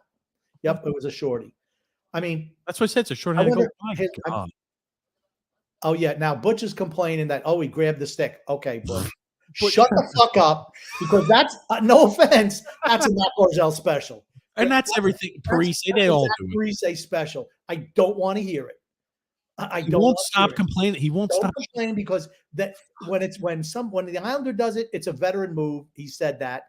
And if somebody else says, well, it doesn't matter. Did we finally score on a power play? No, somebody took a shot to the face. Oh, God. You're ahead of me. We can't do this, Grumpy. Patrick V says here, we're getting outplayed right now. Bad defense on our part. Oh, my God. Jesus Christ. Anders Lee's going to the box for high sticking. Was this just a flop, or is this actually a high stick? I think he got the stick up. Oh, my God. Like Anders Lee is unhappy. Sorokin may have to get a donut for us to keep. He's got to play well. I mean, like... you got to be in charge of your stick. So, I mean, there was absolutely no intent. He's got a big frowny face on Anders Lee right now. His stick was up, and the guy just kind of skated into his stick. I mean, you got to be in charge of your stick, but still, I have a hard time with that. He wasn't even looking at the guy. Dude, the one thing I think too, you got to be in charge of your stick, but I think about how these high sticking penalties are called. He kind of just rubs it a little against his ear. I know that that's a high stick, but still, the helmet coming halfway off. No, it should be a penalty, but I'm just like, it's not high sticking. Do you remember when nobody used to wear visors, and high sticks? You actually, you were taking a stick to the nose or the eye or the cheek. Now it's like, I take it to my visor, and they go, and all players do that shit. But that's just is what it is. Hopefully we kill this power play opportunity and we go back to 5. If we go into the third period with a 1-goal lead, there's no way in hell we lose this game. All we have to do is just get it to overtime. Get it to overtime. That's it. That means we got to go. It can't be that difficult. I feel like we're about to be like, it's like you're about to start playing Arrested Development, where it's like all we have to do is just get to overtime and it plays that little consistent music, and somehow something bad happens. I seriously don't know how the hell we gave up a shorthanded goal there. We're looking better with a 4-on-4 than what we did on the power play. It was an individual play by Suzuki. I mean, let's give him credit. That was a great play by him. Really great. We've looked better on 4-on-4 with more opportunities than we did on 5-on-4. My little brownie said last night the Penguins' loss wasn't all on Jari. 3 guys stood around watching Athanasiou score his goal. That's true. And one of them was Tristan Jari. That's the problem. He stood there. What am I going to do? Oh, God. The Islanders, oh, by the way, the Islanders have the #1 penalty kill while at home. At home. Yeah, so they are fantastic. They're number 11 on the season as a whole, but at home, they kill penalties at almost a 90% clip. Yeah. So, you talk about what can help sway a postseason series. 90% killing 90% of your penalties, and if you score a few power plays, that would be nice. But we just don't have that portion. It's not road, so yeah. I mean, I don't know where Carolina is and where Boston is on penalty kill. Oh boy, I'll tell you what, a lot of close chances here from Montreal. We just need to go into the end of the period with 1 goal lead. Rick Roma says Lou and Fredo Lamoriello have both done a wonderful job in the Islanders of playoff bound. Congrats to another 5 to 10 years of Lamoriello's dominating the NHL. Yeah, that's right, Rick Roma. I can't wait for Chris. I'm ready.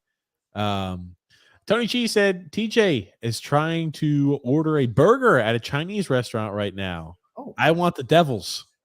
You're not getting the Devils. Oh gosh. And the Devils can only play the Panthers or the Rangers at this point. Yeah. Man. I was hoping we get the Devils back to even strength. The Islanders killed off the power play. They do a great job of that at home. Was that Bailey Palmieri? Montembeault has been good against us, says Matthew S. And that's a bad breakaway. Frank says, why is it called Never Say Die? Should be TJ always asks why the Islanders win or something. Yeah, I again. Yeah, is what it is, I guess. Got a comment. Okay, you got 2 people saying that, Grumpy. You can keep saying like, "Whoa, everybody's saying it." 2 people, but it's what it is. Andrew L said tons of speed from Horvat tonight. The Islanders, I think, have shown effort tonight. They have, and they should take care of business. This should be a game where it's in the third period we play a lockdown defense. That's what I want to see in the third period. I want to see us play lockdown defense. Breakaway, Parise. Oh, big save by Montembeault. There it is. JG said, in today's game, that's a penalty. That's a penalty, TJ. I agree, TJ, but I think as long as they do it both ways, we're freaking brutal, says Patrick. Hold on. Were you about to get a power play? Oh, the nets come off this morning. Yeah. I knew that was going to happen. D-Cut says Dobson. I know. Just cue it up. Been doing really good. Thank you for acknowledging that, D-Cut. I do appreciate it. Way to F and go, Dobson. Dobson's freaking and here we go. The shit on Dobson continues. And TJ's fantasy land, Dobson never makes mistakes. I just said that wasn't a good play by him. But how many times are we going to see Pelech and Pulak get separated, but nobody says shit about that? Yeah, because unless they score a goal. I'm telling you. Let's go Islanders, says Patrick Hamos. Patrick V said, we're going to find a way to lose. Flex Crew says that was a terrible turnover by Dobson, and I'm a huge Dobson excuse guy. Yeah, it was a bad turnover. The problem was everybody flew the zone. That was the problem. Yep. We're going to be entering this third period with a 1-goal lead. Jesus. Not a great clear by Mayfield. But I don't know. It's still odd to see us with a heavy forecheck up a goal where all we need to do is tie the game. I'm like, why is that the way we're playing right now? Yeah, for me, I don't understand why we're playing like this. Maybe because it's Montreal and we feel we can get away with it. But I just rather play, unless this is the style they're going to use going in the playoffs. And if that's the case, we're done. We're That done. can't be the style we're using. I think we need to go just stick with the Barry Trotz style. That's what we have to do. I mean, it's the only chance we have. If you want to play run and gun with Boston or Carolina, you're going to get beat bad. Can't do that. Can't do that. Today we've got an ad to read from DraftKings, ladies and gentlemen. It's a whole now. This would be one that makes Drew happy. It's NBA playoff time, and that means big hoops action with DraftKings Sportsbook, an official sports betting partner of the NBA. Get in on the excitement of every game at the touch of a button. New customers can make a $5 pregame money line bet and score $150 in bonus bets if their team wins. Plus, everybody could score a no sweat same game parlay every day of the NBA playoffs. Freaking every day. Open the DraftKings Sportsbook app, opt in, and place the same game. I got to zoom in. This is too small. The same game parlay on any NBA game. And if it doesn't hit, you'll get a bonus bet back up to $10. So, hey, Grumpy, Drew L can continue just to bet and lose on the New York Knicks every single game, and he would still have up to $10 have these no sweat same game parlays. Wow. Download the app now and sign in with the promo code THPN. New customers can make a $5 pregame money line bet and score $150 in bonus bets if their team wins. Only at DraftKings Sportsbook. Again, if you have a gambling issue there, make sure you look at the description below. You can go ahead and see best ways and places to reach out. Look at the description and details below. Hey, nice ad read. Is that a new one? Seems new. Is that a new ad read? Yeah, the NBA playoffs have just started, Grumpy. Yeah, it's a new one. It's a new one. Thanks for noticing. Nick D says here, Grumpy TJ, how are you guys doing tonight? Grumpy. You think you're grumpy? I'm in that grumpy sort of mood. I'm not grumpy today. Honestly, I'm really not grumpy because the Islanders are going to make the playoffs. Everything that I've said has come true. So I'm not surprised. Tomorrow you're going to see Carolina beat Florida. That's what you're going to see. Florida, I'm telling you, Florida's a hot team. 7-point streak, six wins in the last 7 games. They're a hot team right now. Doesn't matter. They're in the playoffs. Okay, they're in the playoffs, and they say, "Oh, what do you think Florida's going to do?" Well, let's just kick back. We'd rather play Boston than Carolina. You think that's what they're going to do? I just think Carolina's saying, "Hey, I would rather play the Islanders." Carolina's been playing like shit. Or I'd rather play Florida as opposed to Boston, as opposed to the Rangers. That's what they're saying. Anything can happen with that. I mean, if they get, I'm not sure if they get an overtime. Let's say they get an overtime. I haven't done the math, but if they get an overtime loss and the Devils get a win, could that still result? I don't know. I'd rather play the Devils in some capacity. I'd like to read Patrick. Patrick Hamo says, Dobson is an absolute liability. I'd rather have someone of much lesser talent who gives up the puck much less.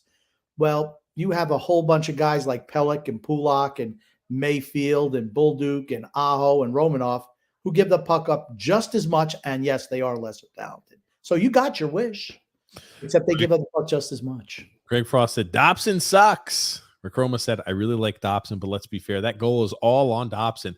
Yeah, it was on Dobson. But again, like fuck. I wonder if we are going to see here at this time period when Bolduc gave up that goal, we're going to hear, God damn it, Bolduc, you played like shit. I can't believe you just got outpaced by Suzuki. Such a shitty play, Bolduc. Or are we going to just be like, if that was I will say, if that was Dobson, absolutely you'd hear that.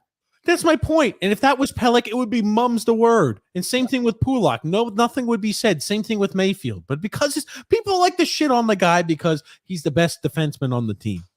That's the conclusion I'm at. The best guy takes the most abuse. He's like quarterback in football. It's like Cristiano Ronaldo in soccer. They get the majority. A quarterback in football gets the majority of the credit and an overwhelming majority of the blame. It's like when freaking Phil's Facts, that maniac, called Ilya Sorokin Kirk Cousins. That's why everybody shits on Dobson, because they see the talent is there.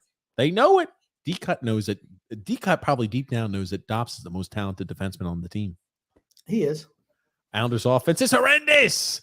2-1 Hudson Fashing. We got a whole bunch of Fashing. Fire Lou Lamoriello immediately, says Nick D.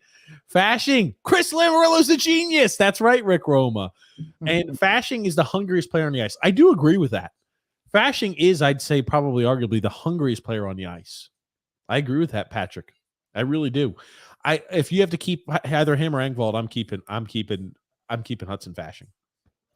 But hey, maybe Zach Parise finally retires. Who knows? Montreal blows, says Chris Smith. JP said to quote Grumpy, they just aren't good enough. But they're likely good enough to beat these bottom feeders. I've said that too. They're the Sultans of Suck. Patrick Hamos said, Lou for president of the United States. Isn't he already president of the United States? Nick D said, I'm late to the podcast, but I pray to God that this is the last regular season game for freaking Bailey. And fire Lou Lamoriello. Oh, man. Tony G said, Lou is the first case of late onset dementia. Fashing is awesome.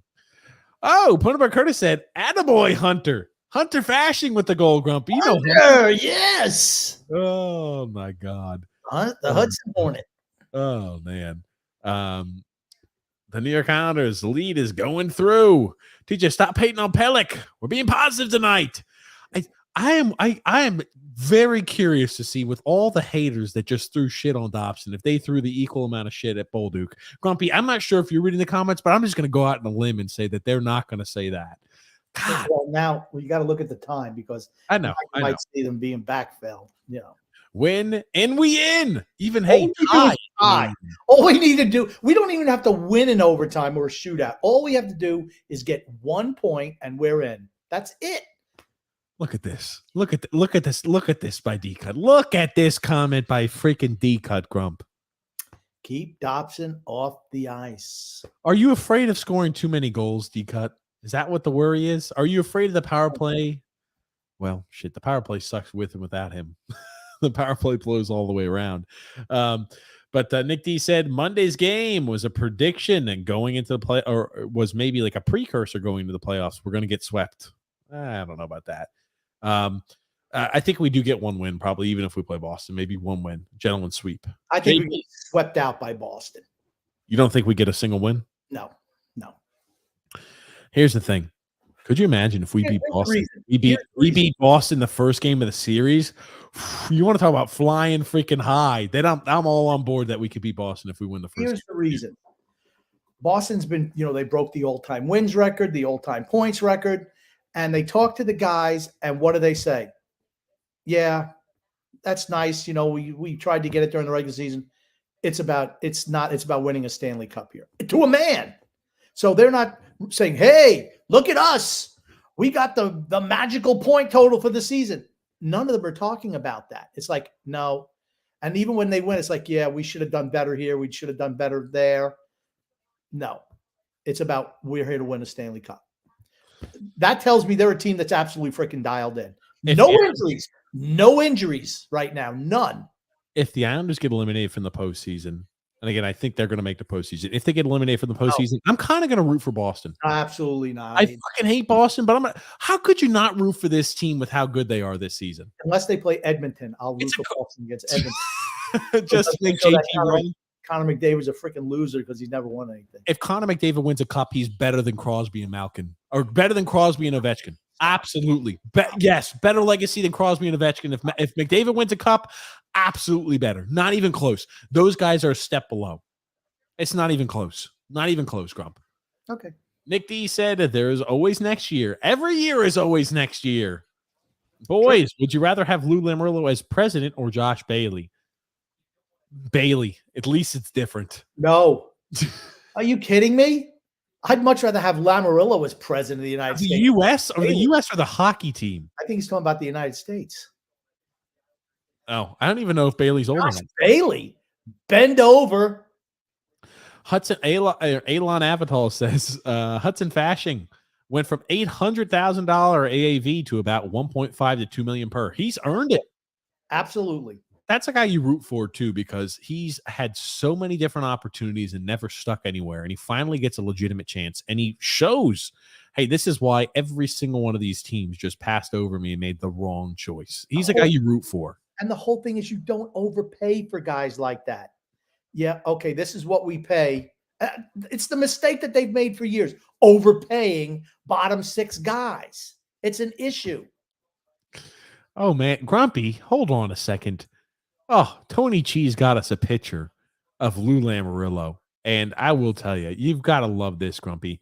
And I'll remove this banner so you can go ahead and see it a little better. I want you to read that, Grumpy.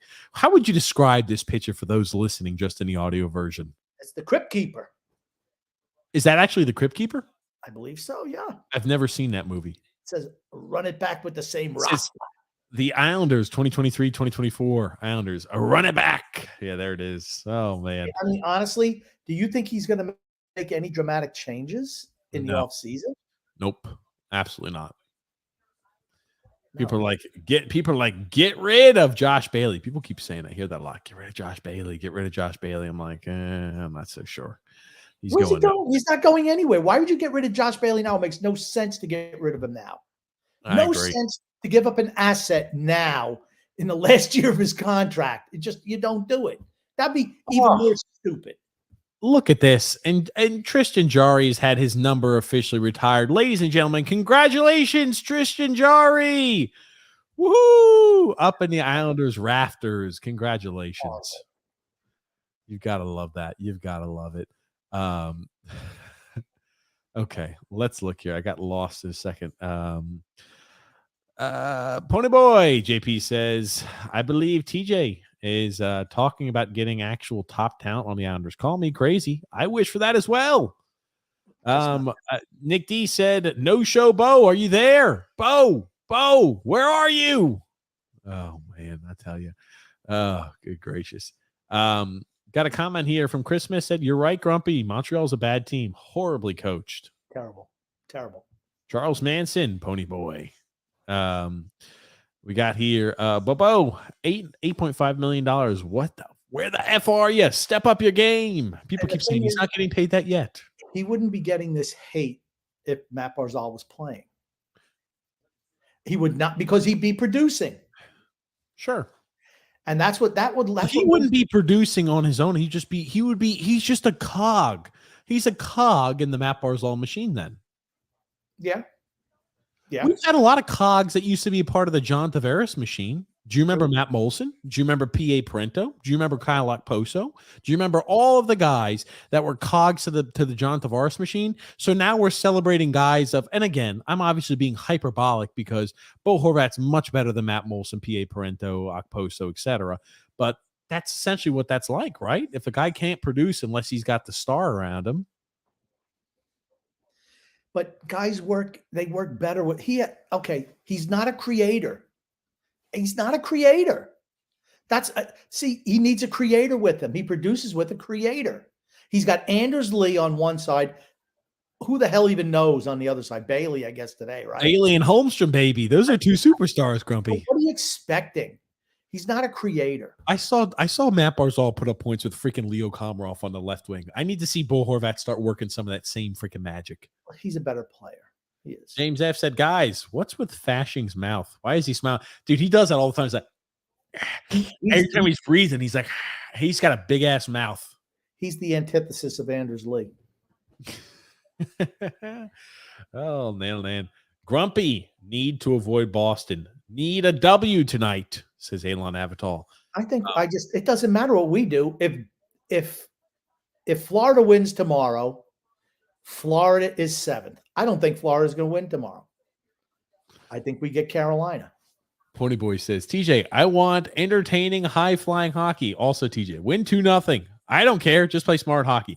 This is a game where I just want us to win, right? Like just the winning portion. I like to be entertained when I watch, but this is a game where I'm like, if we lose this one, we don't make the postseason. Okay, here's the thing. I want to see exciting hockey too, but change your game a little bit based on circumstance. Yes. Yes. It's like when you're in the World Series and you're like, oh man, our starting pitcher's having a great game.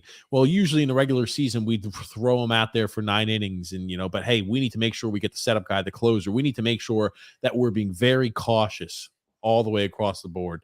I'm not saying like you lay back in your own zone, but hey, play defense, play with a defensive mindset like we've been doing for the last 25 games. Yes. We are playing a different way tonight. We are not playing the same Islanders hockey we've played over the last 25 games tonight. I was just surprised we were manhandled by Washington the other night. Washington is a good team, and they're better than us. They're a matchup nightmare for us. They didn't have Ovechkin. They didn't have TJ Oshie. They didn't have a lot of star players on the team. They still dominated us. 5 starters out of the lineup. Washington is a good team, and they're better than us. That's the reason why they've played us 4 times and they had 7 out of 8 possible points against us this year. They might not made the playoffs. I'm telling you, Washington, I kept telling you, Washington's a good team and they're a matchup nightmare for us. So that's why I think they have a chance to come back and be in the playoff picture this next year. I agree also they do. Pointed by Curtis said, Josh, the freaking sidecar passenger, Bailey. He's not even a sidecar anymore. He's like, when you get an old car and it leaks oil, he's like the oil on the driveway. That's what he is. Pointed by Curtis said, Grumpy, have you ever heard of the song, the song, The Passenger by Iggy Pop? I maybe have heard it, but I'll say no because I probably heard it, but not put 2 and 2 together. D-Cut says the Candy Canes have no stones. They're a mentally weak team. Okay. They own us. They own us. Yeah. That's all I know. They beat us at will. A weird period, Frank K said. Absolutely. That was the first period. Yeah, that was. JG said, I don't care how many gray hairs that Brock Nelson has. If he scores 35, that's fine with me. Rick Roma, Grumpy, I'm going to use the restroom. Canes had to get Timo Meyer when Pacioretty went down. They had the prospects in the cap room and they passed. Then Svechnikov went down. Oof. Canes are in trouble. I agree. Do I think they'll beat us? Yeah. But thinking about how they utterly dominate us most all the time, 2-1 isn't good enough for them. I don't think. We just get a lucky bounce here, a lucky bounce there, we beat them. Nick Canetta says, Fashing wants it bad, man. He seems like that just want to win. He needs to be re-signed. Absolutely. He's a guy I'd re-sign. I'd certainly re-sign him over Engvall.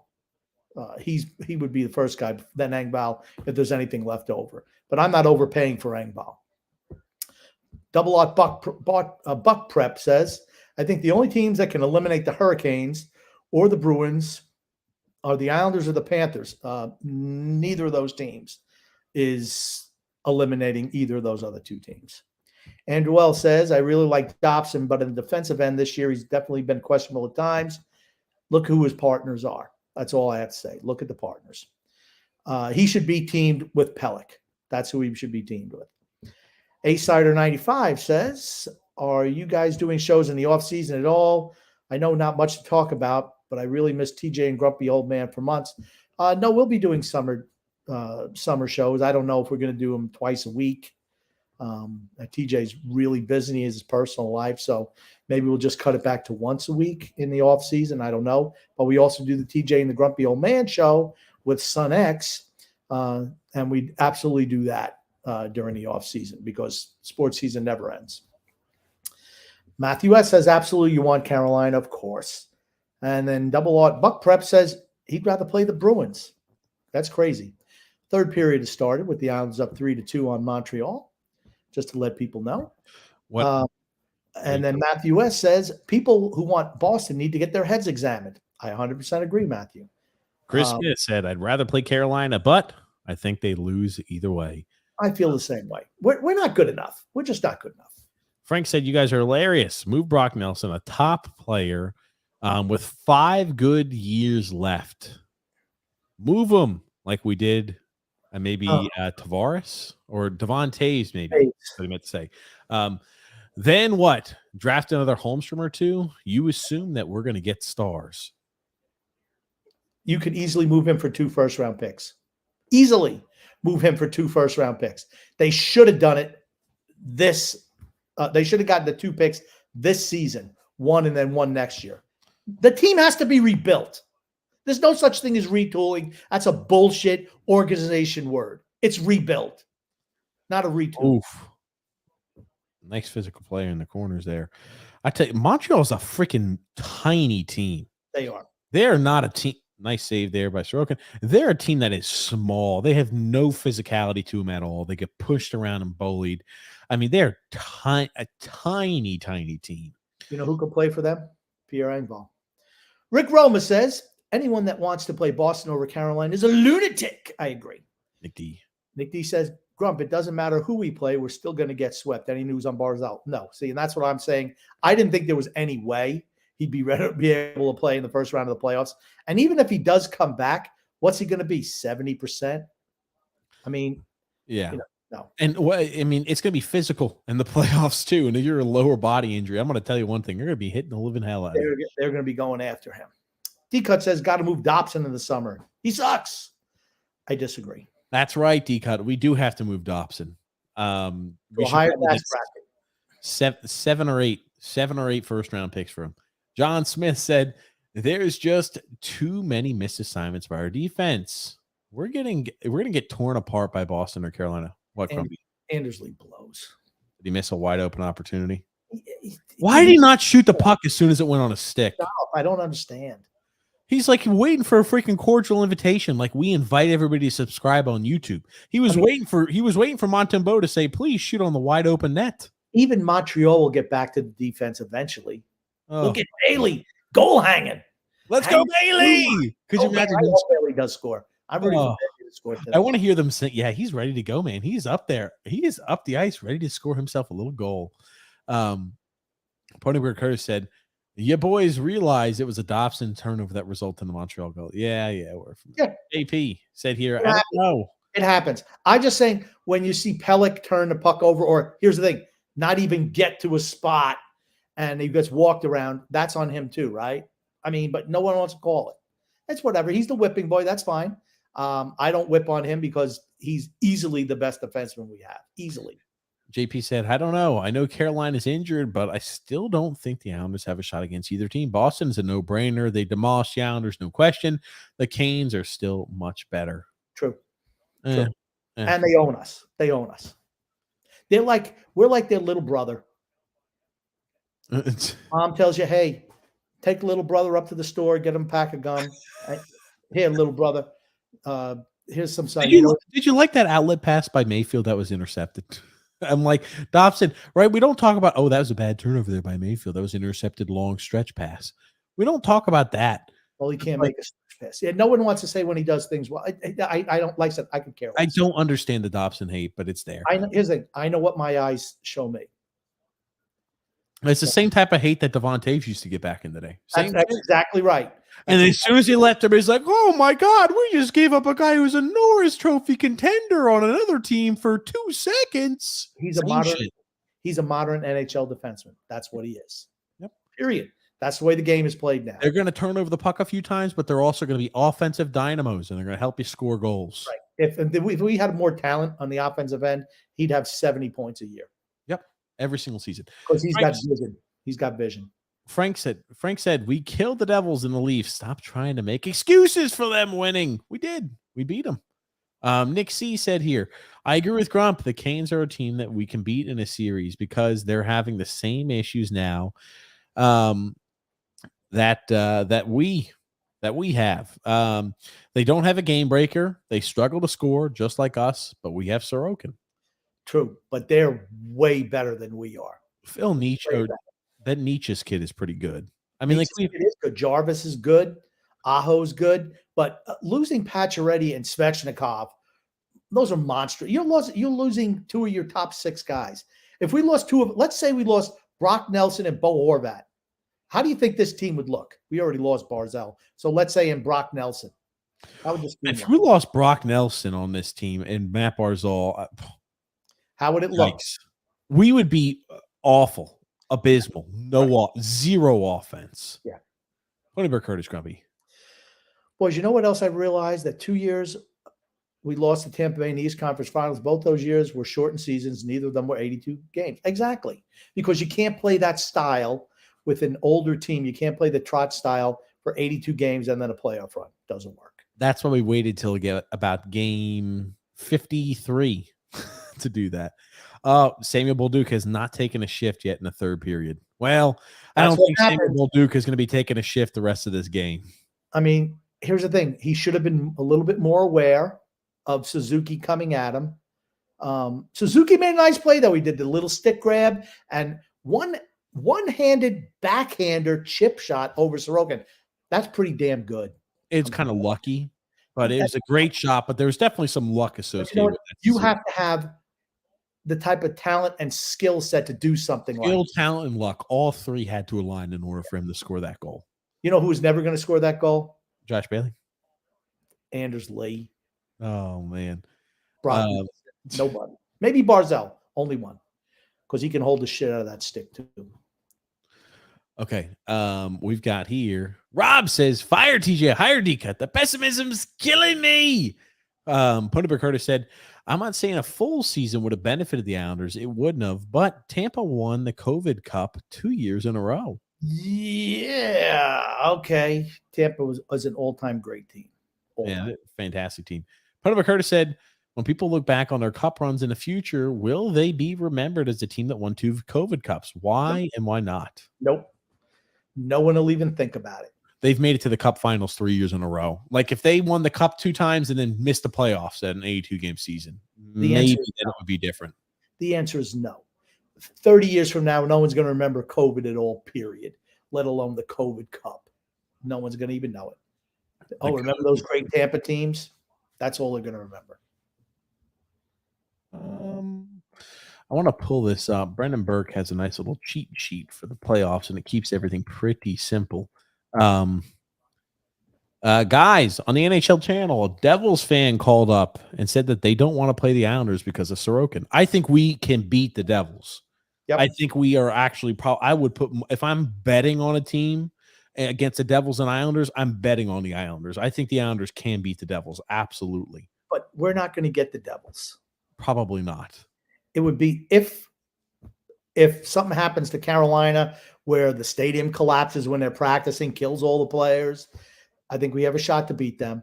And then we play the Rangers in the second round. As I think the Rangers will beat the Devils. Again, the Devils remind me a little bit of last year's Florida Panthers, where it's first time getting to the playoffs in a long time. And, you know, you kind of learn you got to learn how to win a little bit. Rangers know what it takes. I don't think the Rangers are great. I think they're better than us. And if Shesterkin's good, I don't think we have any shot against the Rangers. But he's not been great this year. I want to show you this here. Crap. I lost where the hell the viewer is. But I want to show you a little bit about, maybe this is it, the layout of the landscape of this postseason. I'm a visual guy too, but I want to zoom in. So 7th seed, the Islanders ran in regulation in any type of loss for the Florida Panthers. So if the Islanders win a regulation and even Florida loses in overtime, we get the 7th seed. If the Islanders win an overtime or shootout win, Florida Panthers need a regulation loss. 8th seed, the Rangers regulation win and Florida wins. Islanders regulation win. I'm sorry, that's correct. Islanders regulation win and Florida wins. The Islanders win in overtime / shootout, and Florida gets 1 point. An overtime loss or shootout loss for the Islanders, Florida clinches the 7th seed, so cannot lose this game. We will be 8th, but we will make the postseason. A New York Islanders regular season loss and Pittsburgh loss in any fashion would play Boston. We missed the postseason if we have a regular season loss, which is not going to happen. We're going to win this game in regulation in Pittsburgh. Pittsburgh's done. Imagine how it feels being a freaking Pittsburgh fan right now. Knowing that entering yesterday's game, all they had to do was beat the worst team in the NHL at that time period, the Chicago Blackhawks, and they couldn't. I'm not surprised at all. And here's the thing. Even if the Islanders lose today in regulation, Pittsburgh will lose tomorrow. I'm telling you. They have like a piece of tissue paper in the net. That's what he's like. It's like a piece of paper mache in the net. Oh, got here. Ja S says, I will say, if we play Boston, do you really think Olmark will have a good playoffs? Last year, Absolutely. he was pretty good, but he kind of played poorly in the playoffs. Yeah. No, he's much better this year than he was last year. Much better. Absolutely. We are, I think, laying a few more guys back, which is good to see. Yeah, I mean, like look at the zone. We're not even trying to go ahead and contest it, contest really in the offense. We do have one guy playing forward, trying to get maybe a break going the other way, but yeah, we're just laying everybody back as we should. I mean, even an overtime loss, any sort of point guarantees us a playoff berth, which is Yes. fantastic. Yes. That's right. Because the Pittsburgh doesn't have enough regulation wins. Jesus H. Got a comment here from Alexander said, D-cut, stop it. Dobson, no, he's a very good player, but he'll be a star very soon. He just hasn't hit his prime yet. What's he, 22? Is he 22? 22 years old or 23, something like that. However old Romanoff is, he's a year He's same age as, I think he's younger than Romanov by like 8 days. a day younger, I believe. Exact one day. Okay. Chris Smith said, I agree, Grumpy. They're all veterans, but for some reason, these teams always seem to lose. Talking about teams that are that win the President's Trophy. Yep. I think this is, I mean, that's the President's Trophy curse. Yeah, this year's a little bit different. I remember those Montreal teams. Guess what? After they dominated everybody, had the most points every single year, they won the Stanley Cup. Boston's just better than everybody else. Can you name a weakness for Boston? I'll wait, but the answer, there is none this year. People are going to say maybe goaltending. Think about that. A guy who's in the President Trophy winner, the best goalie in the league this year. Okay, maybe. Here's the thing. We said he struggled after New Year's. His game is back now, by the way. He's back. Yeah, they're deep. They've got Swayman too. They have goalie options. Swayman is definitely goaltender too. It's a good backup to have. Fantastic backup. It'll be Olmark. You might see Swayman get a game if they go up 3-0 on a team in the first round. And we'll throw Swayman a game. That'd be the only reason. Nick C said here, personally, I don't want to see Boston. People say, we can beat Boston because, they play similar style to us, but they're probably the only team in the league that has a better goalie than us. Okay. I'll say comparable. We have the definite goaltender advantage over just about everybody else. Boston, I think it's, toss up. Boston is so much better than we are in every other aspect. No shot of beating Boston. None. JG said any first-time listener to this podcast would never guess that TJ's an Islander fan, says JG. That's true. I'm not an Islander fan. I'm a Ranger fan. So I don't want to, portray myself as an Islander fan, JG. Dobson is terrible defensively. Jesus Christ. Fire TJ. Hire Rob. There it is. Rick Roma said the Devils don't want the Islanders because the Islanders are so physical they would squeeze the life out of them every game. I agree with that. The Devils are 10 times more talented, but do not match up well with the Islanders at all. Yep. I won't say they don't match up with the Islanders. They're way more skilled, but I think they need a little bit more physicality. In the postseason, all of that skill and the penalties that they give you calls for in regular season, that all disappears. So the teams that hold, clutch, and grab, physical check, they throw cross checks, they'll hook, doesn't matter. Those teams are not going to get called for infractions, and the teams that are more veteran and what type of infractions and liberties they try to take are going to be the teams that have the advantage. We'll see. Patrick V. Grumpy. Devils would be ideal, but since most likely it's not going to happen, definitely Carolina is our best bet in the first round. True. Frank, how are you? He says, hit the thumbs up. Grumpy, Ponyville Curtis. Olmark is not better than Sorokin. Olmark's team is better. Olmark's been damn good this year. Don't sell him short. He's been really, really good too. I think Sorokin's better, but it's not like, wow, we have like the super, like I always say, we have the goaltending advantage over everybody else. Not so much Boston. Matthew S. Grumpy. Thompson has had some rough moments, but anyone who wants to move him didn't learn from the Taves situation. Absolutely. Yep. Could not agree more. Alexander Grumpy. Mark my words. When we play Boston, we'll beat them. Alexander, you're crazy. I'm telling you, there's a lot of Islander fans out there who would rather play Boston than Carolina. I don't think we play either one of those two teams well. I agree. Let's look here. Okay, Grumpy. Fact that we scored twice in the first period should say something, says JG. Nick C, Grumpy. Yeah, we're playing Montreal. Nick C says, if you guys had to pick a team to upset Boston, who would it be? Personally, I think maybe Dallas. Maybe the Bruins get beat up, go through the grinder of the East, and don't have any jump left. A big maybe. To me, it would be Tampa. I was about to say Tampa is maybe the first team I feel like that has a legitimate chance to beat Boston. And Tampa's banged up too, so I'm not sure what type of chance, right? They came in, they were healthy, and then they played that game against the Rangers. They played us the next game, and they get a few injuries to the forward group, and now you're not saying the same And depth. that's the equalizer, right? In the playoffs, injuries. Always the equalizer. Boston's healthy too. That's why I just think Boston, there's no way in hell Boston loses to anyone. Everybody's coming back. Everybody's coming back for the playoffs. Everybody. Rick Roma, Grumpy. Olmark is a product of the Bruins, not vice versa. Look at Swayman. While his stats aren't as good as Olmark, they're still damn good. That tells me it's the team. Well, it's a team game. I don't see how you can honestly bash Olmark. He's been great this year. Great. James F, Grumpy. I want the Rangers in the playoffs just to shut up the Ranger fans not taking the Islanders seriously. Yeah, here's the negative on that, though. If the Rangers come out and smoke your ass, you got to listen to it forever. Forever. I'd rather not play the Rangers till we're better. The more and more I see these comments from Patrick, I just kind of wonder if he's a guy who, like, when he's driving, is tough with everything that goes on. Anytime there's like, oh, somebody's merging into the lane, best in the first round. Such a big negative statement coming from you while the game is on. Oh, not even watching the game. Why would your opinion matter? Patrick, I do watch the games. TJ does. Actually, TJ watches them too. He's full of shit. He's watching off his little phone. I know he's watching. I can multitask really well. Bags, well, I'm able to do it too, but you're always bagging on me. Kind of like Patrick a little bit, where it's tough multitasking. He must be really bad, but Grumpy, maybe, yeah, I don't know.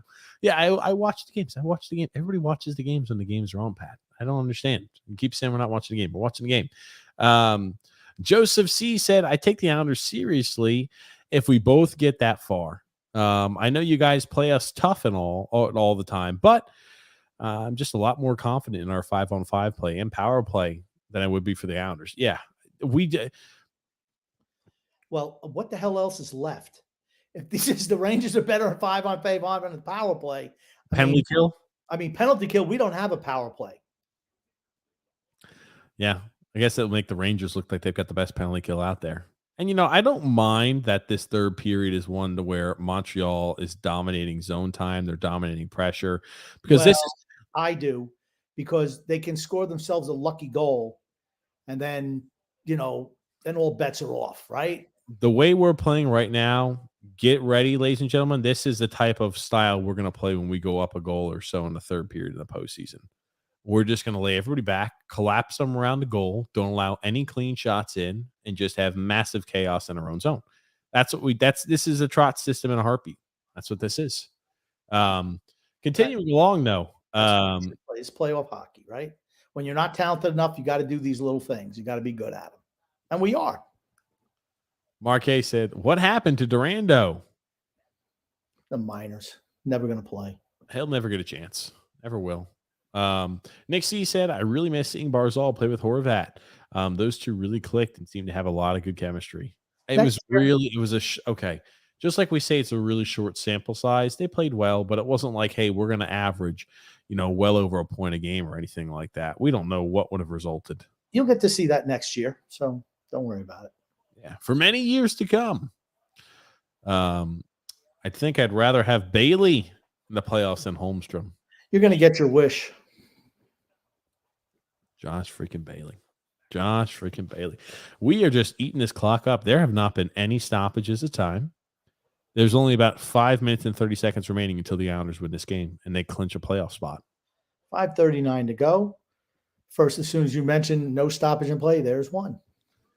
I just have, I guess, that ability. Pony Curtis said, who comes out of the lineup when and if Matt Barzal is healthy in the playoffs? That's a big if. Can you imagine Lane taking out Hudson Fashing instead of Bailey? LOL. No way.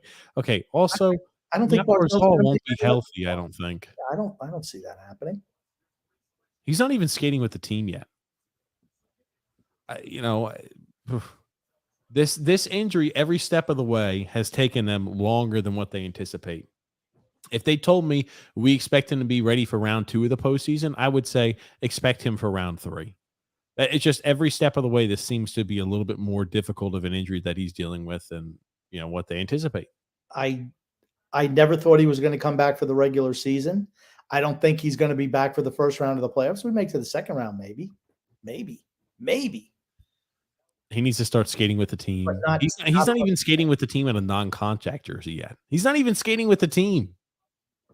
Not happening anytime soon. I don't think he'll be back not while we're playing anyway. Alexander Grumpy. Anything can happen. Look at 1993. Yep, we lost in the Eastern Conference Finals on a team that honestly we were better than Montreal, but Roy was not phenomenal, and they won all those overtime games against us. Montreal. We never used to lose overtime games ever. Oh my God, Patrick is coming at you. You're not even watching the game, Grumpy. No, trust me, he is, Patrick. Oh man. Ja says, I understand, but I would rather have Holmstrom in. And no, I'd like to take the guy who has at least done it before with Josh Bailey. Nick C said Grumpy's half right. A. Lamorilla will be a general manager next year. Just not Lou. Chris will be promoted because he found Hudson Fashing. Okay. Our worst nightmare will come true. If it would be Chris Lamorilla will be GM in name only. I'm just going to tell you right now. Guess who'd be his consigliere? It'd be Papa Lou. That's who. Lou Lamorilla will be pulling all the strings. Put over Curtis Grumpy. Laugh my ass off, Grump. You keep moving the goalposts. Last week you said if we don't get to the Eastern Conference Finals, the season's a failure. Today you said if we don't go to the Cup, it's a failure. What's the difference? We're not doing either. You have to, all right. If you want to say a season's success, you have to do better than you've done previously, right? I agree with that. So, I mean, 2 Eastern Conference Finals. We're on the doorstep. Stanley Cup or bust. Horseshit. You didn't make the playoffs. This year we squeak in and get rolled in the first round. Is that a success? I don't think so. Some people will say that's a success, yes. Well, some people would say it's a success even if you don't make the postseason. Some people will find a way to say it's a success. I disagree. JG said, if the Penguins blow it up, there will be a revolt in the streets of Pittsburgh. If you're a Penguins fan and you look at you've got to be saying we need to change up how we're doing shit. They need a goaltender. That's all they need is a goaltender, a legitimate, solid goaltender. They need a little bit of everything. Oh, my gosh. Pellick, freaking turnover machine in the offensive zone. Oh, man. Parise got flattened. Oh, they give him a penalty. Oh, he took a dive there, too. That's a better play. Again. That's okay. If you haven't called a thing all third period, and he gets hit around the boards. Wow! And his feet go flying up from underneath him. He's real good. He's real good at drawing. I'll tell you one thing. We're going to run across guys who play like Parise in the postseason. They're going to piss me off because that type of embellishment shit pisses me off. You want to know who does that? Number 63 for Boston. I tell you, I'm going to hate fucking Boston. If we play Boston in the first round, I'm going to hate them. Oh man. You know what he was doing? He felt the contact and he absolutely took a jump. He absolutely and he stopped skating. He's there. He fell a little bit. He's like, "Whoa, feet!" He looked behind him. He sees. He angled towards the boards. The guy hit him because he felt the contact the first time didn't go down. The contact the second time was even less. He's like, "Whoa!" He threw the leg, but he's smart. He knows it. He's got that veteran shit going. Now this could actually be worse news for the Islanders. That's what Andrew Gross said. This is a bad opportunity for the Islanders. Another power play. Yeah. Oh my God, it means more open space. This honestly is a bad time period for the Islanders because you're not going to see Bolduc on the power play. That's for certain. Hey, get ready. Just maybe is Aho playing? No, Aho's not playing. Is he? No. Yeah. So who will they put out there on the point eventually? Maybe they'll just pass it around for 2 minutes. Don't even shoot. Just pass it around. On the go! from way downtown. Who scored? Power play goal. Aho scored the goal. He was playing. Okay, he's playing in. There's your game. That's Yeah, it. it's a game. Yeah, again, we were not On the losing. point. Or maybe Anders Lee tipped it in. Maybe Anders Lee tipped it in. Fucking bastard Lee. I was Whoa. hoping that maybe Nelson could have got a hat We trick. got some pretty girls in the stands tonight. That's all I'm going to say. Oh, fucking Anders Lee. Did that bastard, that damn frowny face bastard Anders Lee tip that thing in? Shouldn't you be happy that Anders Lee scored, TJ? Or are you going to be more negative? I wish that Aho would have scored that. Damn bastard Anders Lee. That's a nice deflection right there. Is it a deflection? Yep. Oh, absolutely. Absolutely. Okay. That's a really good deflection. That's a really good deflection. That's a good job. That's a good job all the way around. That's a nice goal. Nice power play goal. Hey, all started with the Parise flop. I tell you one thing. I am going to hate playing against Boston because you're right. They do the same shit that we do. We're not going to play Boston. We're playing Carolina in the first round. I already told you. Book it down today. Florida wins tomorrow. Oh, my God. Stop. Florida's not winning tomorrow. Carolina needs to win. They don't want to play the Rangers. Carolina needs to win every fucking game, and they keep losing. Carolina will win tomorrow. Carolina will. You know what I think is going to happen? Washington beats the Devils. Washington beats the Devils tomorrow, too. Stop.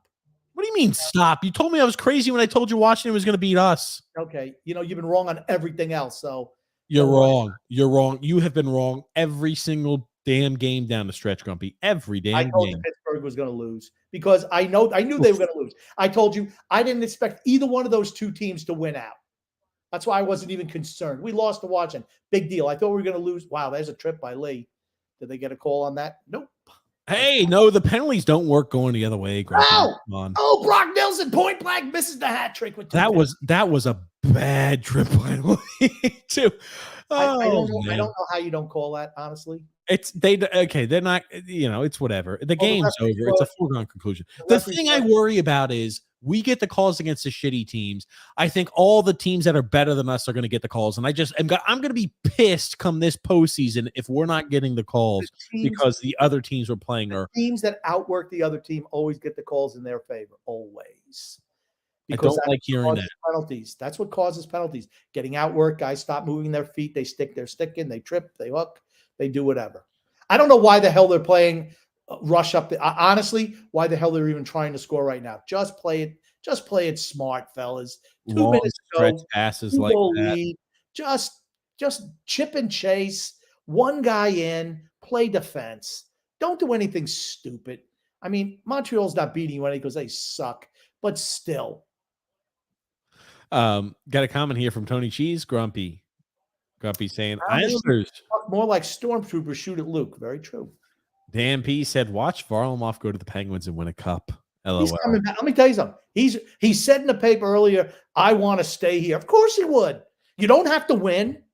It's great lifestyle. No one's accountable. No one to compete for spots.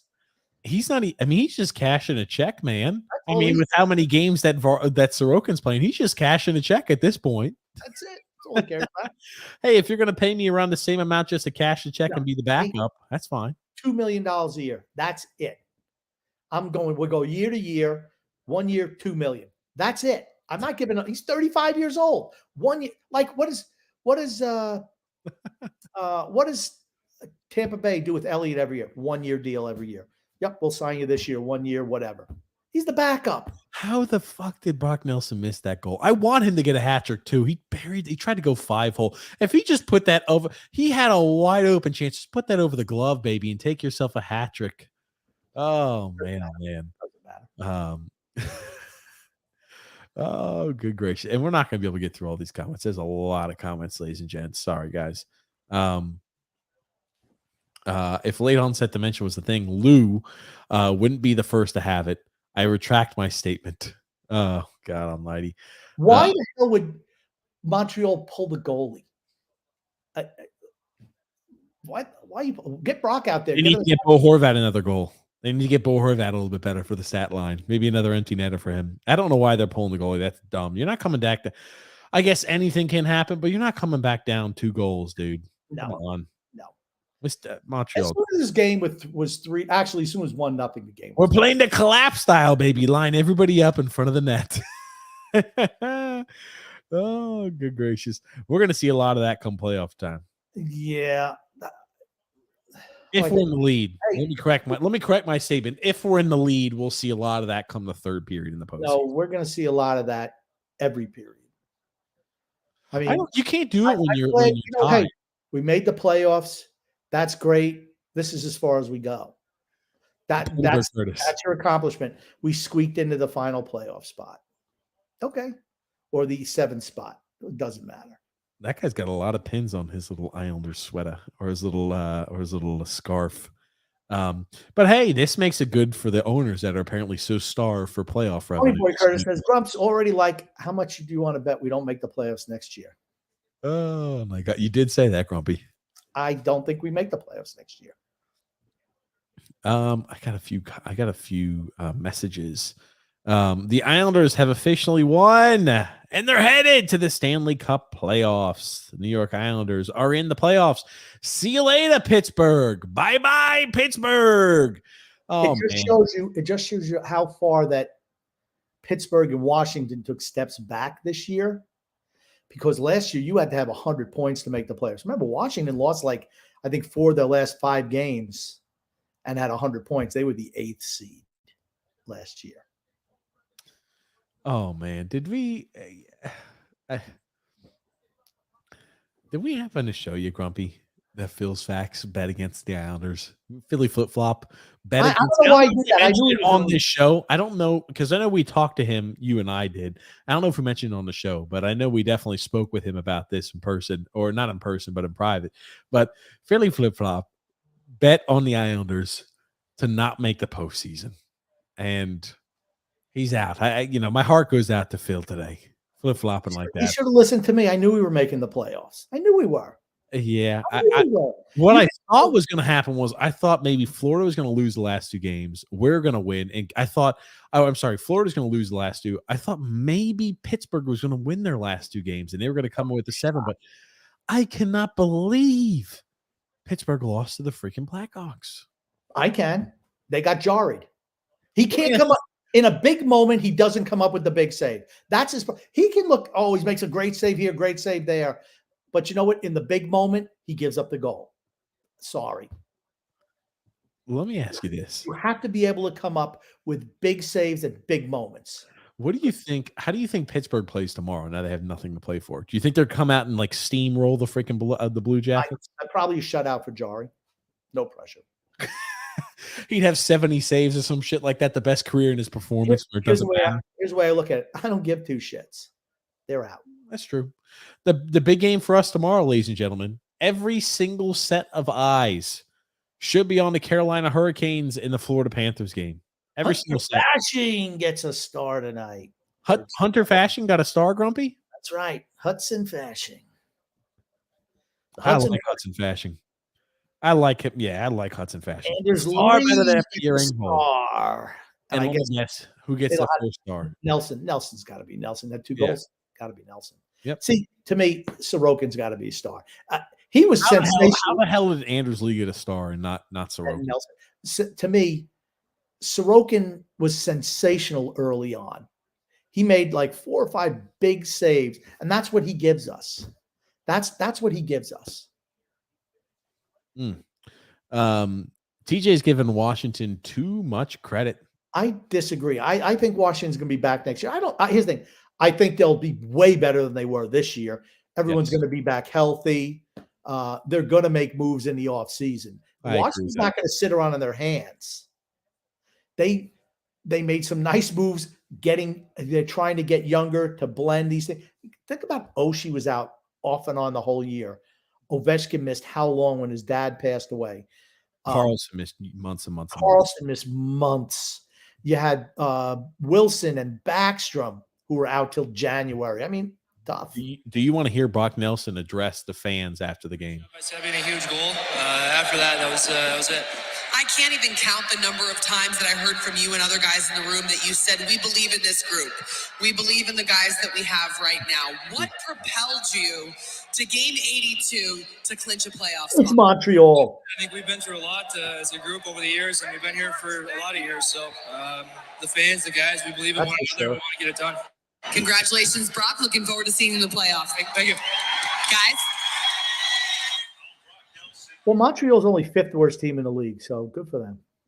Hey, baby. Yeah. We killed them, Grumpy. Here's the thing. We knew we were going to win. And I was almost going to put out a tweet, but I was at the dentist today. I was going to put out a tweet before the game started. I said there's a 0% chance we lose tonight. Yeah. No way. No way in hell we were losing to the Montreal Canadiens. I said I thought we were losing against the Washington Capitals. There was no way we lost against Montreal. And I mean, no way. At home with a freaking chance for the postseason on the line, no way in hell we were losing to them. And I mean, no way. No chance. Absolutely no chance that we were losing to Montreal. I mean, but you could see the writing on the wall the last number of weeks, right? I've always said I had no faith in Florida or Pittsburgh to get the job done. And at the end, I was proven right. And for people who said I was flip-flopping, what did I say at the beginning of the year? Islanders would be fighting for the final playoff spot. Guess what? That's what they were doing. Right till game 82, fighting for the final playoff spots. There you go. Hey, and there it is. I'm trying to get early coverage today. Love it. Let's go Islanders, says Tommy Shredder. Do you guys think Butch Goring likes to make eye contact with Bailey when he is receiving? I didn't see that. He does love. He's talking about how smart he is. TJ, I'm most likely doing a space after you guys are done. Love for you guys to join. Alexander, I'm exhausted. I went toe to toe with everybody yesterday, so I'm gonna have to take it. I'm gonna have to take the day off there after our show. Andriel said no comments on Barzal and Romanov skating on team ice before the full team. They're still not playing. They're still not skating with the team yet. And he's not. It's not even like so. Like with Matt Barzal, what I assume. Were they skating on? Were they skating today? I don't know. I don't know. Yeah, they've been skating. Yeah, they've been skating before the team goes out there for the last few days. Oh, okay. Okay, I don't know. I didn't know that they were. Yeah. What? Yes. I didn't know if they was like in practice or whatever. I don't know what they're doing. They're not practicing with the team yet. I don't know if they came out today before the game. I don't know. No.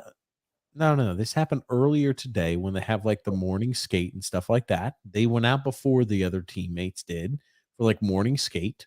And, they're out there skating. In the past, Matt Barzal maybe was just doing like a few drills. Maybe, hey, go straight. Let's just do like a few like explosion drills here.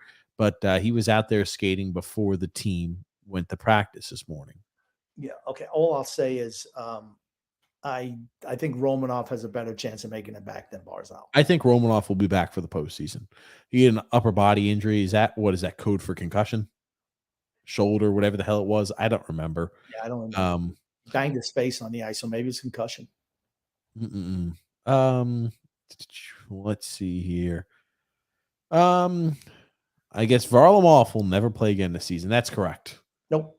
That's why not moving him was unbelievably stupid. 2 starts since the deadline, 2? 2 starts since the trade deadline, 0-2-0. 0 points. So not trading away Varlamov got us 0 points and also 0 draft capital in return for doing nothing. Bupkis. Yep. Yeah. Gotta love that. Let's see here. I'm just looking. You can't give Pitlick a lane like that. Yeah. Hey, Sorokin came up when needed be. James F said UBS Arena allowed tailgating. I thought they weren't allowing that. Don't know anything about that. Couldn't tell you either. Let's see here. Question in 2007, in the Wade. What the hell is that? Lewitz. Game. Can't spell his name. What 2 Islanders scored in that shootout game? Gosh, I don't remember. Franz Nielsen, answer number 1. Was he part of the team yet? If he was, I'm putting Franz Nielsen down in 07. Let's see here.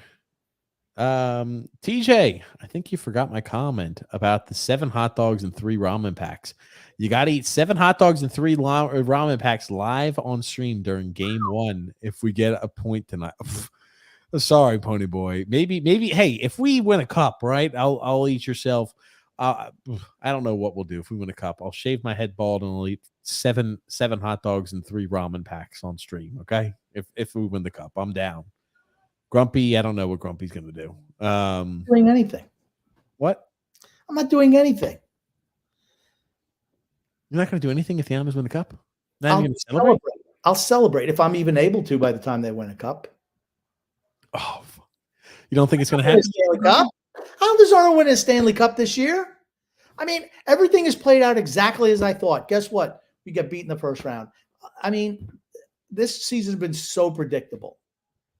So predictable from our perspective, everything that we said has come true. Everything. And we're going to get beat most probably in the first round. Here's the thing. We're lucky that we're going to get Carolina probably.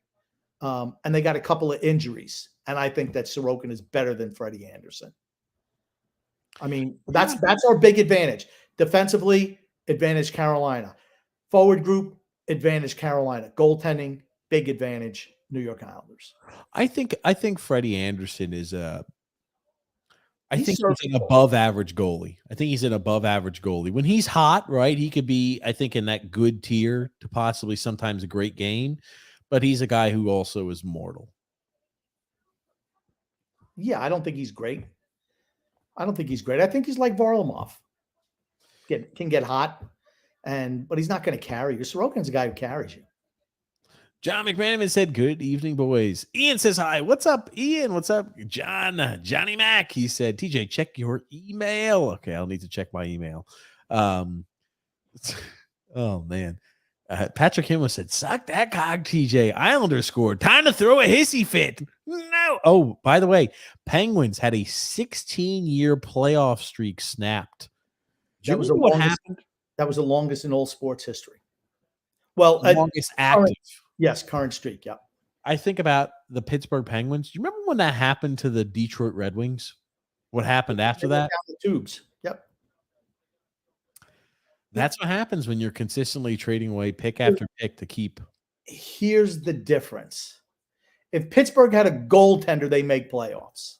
And maybe even do some damage. A goaltender is the easiest thing to find in the league. You just have to be willing to pull the damn trigger. Not this year, it's not. Goalies have been miserable this year. Off-season. That's an off-season move. You need to get a different goaltender in the off-season. There's always guys out there every single year. They could have signed Georgiev if they wanted to. You're trying to tell me he's not better than Tristan Jarry? Tristan Jarry sucks. He sucks. He's the reason why they didn't make the playoffs. That one guy is the reason why they didn't make the playoffs. One player, right, Grumpy? That's the most. You cannot have a human sieve in net. Can't have it. Oh man. Oh, Tommy Shredder. We talked about this, but we'll make it, I guess, quick for those who are just joining in and watching the game earlier. Pros and cons of facing Boston or Carolina. Go. We'll make it quick. Pros. There is no pro to playing. Okay, pros to playing Boston. Similar style. Sure. The physical game, and that's to our strength and advantage. Both going to be physical. Right. The con to playing Boston, they're just way better than we are. And that's the one goaltender matchup where we don't have like here and here. You know what I'm saying? It's more like here's us, here's Olmark. Think about this too with Boston. Boston's, believe it or not, a healthier team than we are. We have 2 injuries, and we're a team that I'd say is not very banged up. 2 injuries, or Romanov might be back coming, the first game of the postseason. And, you're in a spot where, hey, we don't need Bolduc, but really all we're missing is Matt Barzal. And Boston's going to be healthier than that against us. Boston had just dominated us, just physically dominated us this year. Yes. Totally. Absolutely have. Pros and cons to Carolina. I'm sorry. Carolina, the pros. Injuries to their forward group. Svechnikov and Pacioretty out for the year. They've had trouble scoring goals. We have a goaltender who's, I think, way better than Freddie Anderson. Freddie Anderson's not a bad goalie, but he's not Ilya Sorokin. I was about to say, you might want to pump the brakes on, Freddie Anderson sucking ass over here is the way you're describing. Freddie Anderson's a track record of shit in the bed in the playoffs. Okay? When he's with Toronto. Sorry. Okay. Our goaltender's way better. Cons. Carolina absolutely owns us. Their style is death to us. Speed, aggression on the forecheck. Carolina's been playing like dog shit the last, I want to say 3-4 weeks. But guess what? When they played us, they absolutely owned us again. They were so dominant. They only won 2-1. That game should have been 5 or 6-1. Easily. Easily. So putting this up here too, just to show you, we have played a total of 7 games this year against Boston and Carolina. Those will be the 2 teams that we have a chance of playing. Boston, we had 2 regulation losses, 1 overtime loss. We had scored 6 goals against Boston in 3 games. They scored 14 on us. God almighty. And Carolina, we played them 4 times this year. We had 1 win the first time we played Carolina. The next 3 times. Goals. I think we scored 5 goals that game. Did we not? Yeah, probably. I can pull those up here, Grumpy.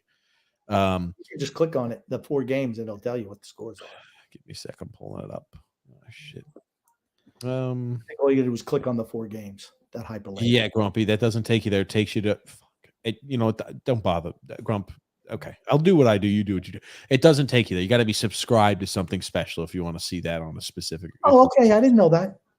I'll get that pulled up. But Grumpy, yes, we're here. We're here. Carolina, as I get this removed here for us. Carolina scored 12 against us. We have, scored 9 against them. I do believe we scored significantly more the first time we played them, but we did lose the last 3 against them. I think Carolina is a team that is banged up. They're injured. We could take advantage of that potentially. I think stylistically they're a nightmare for us.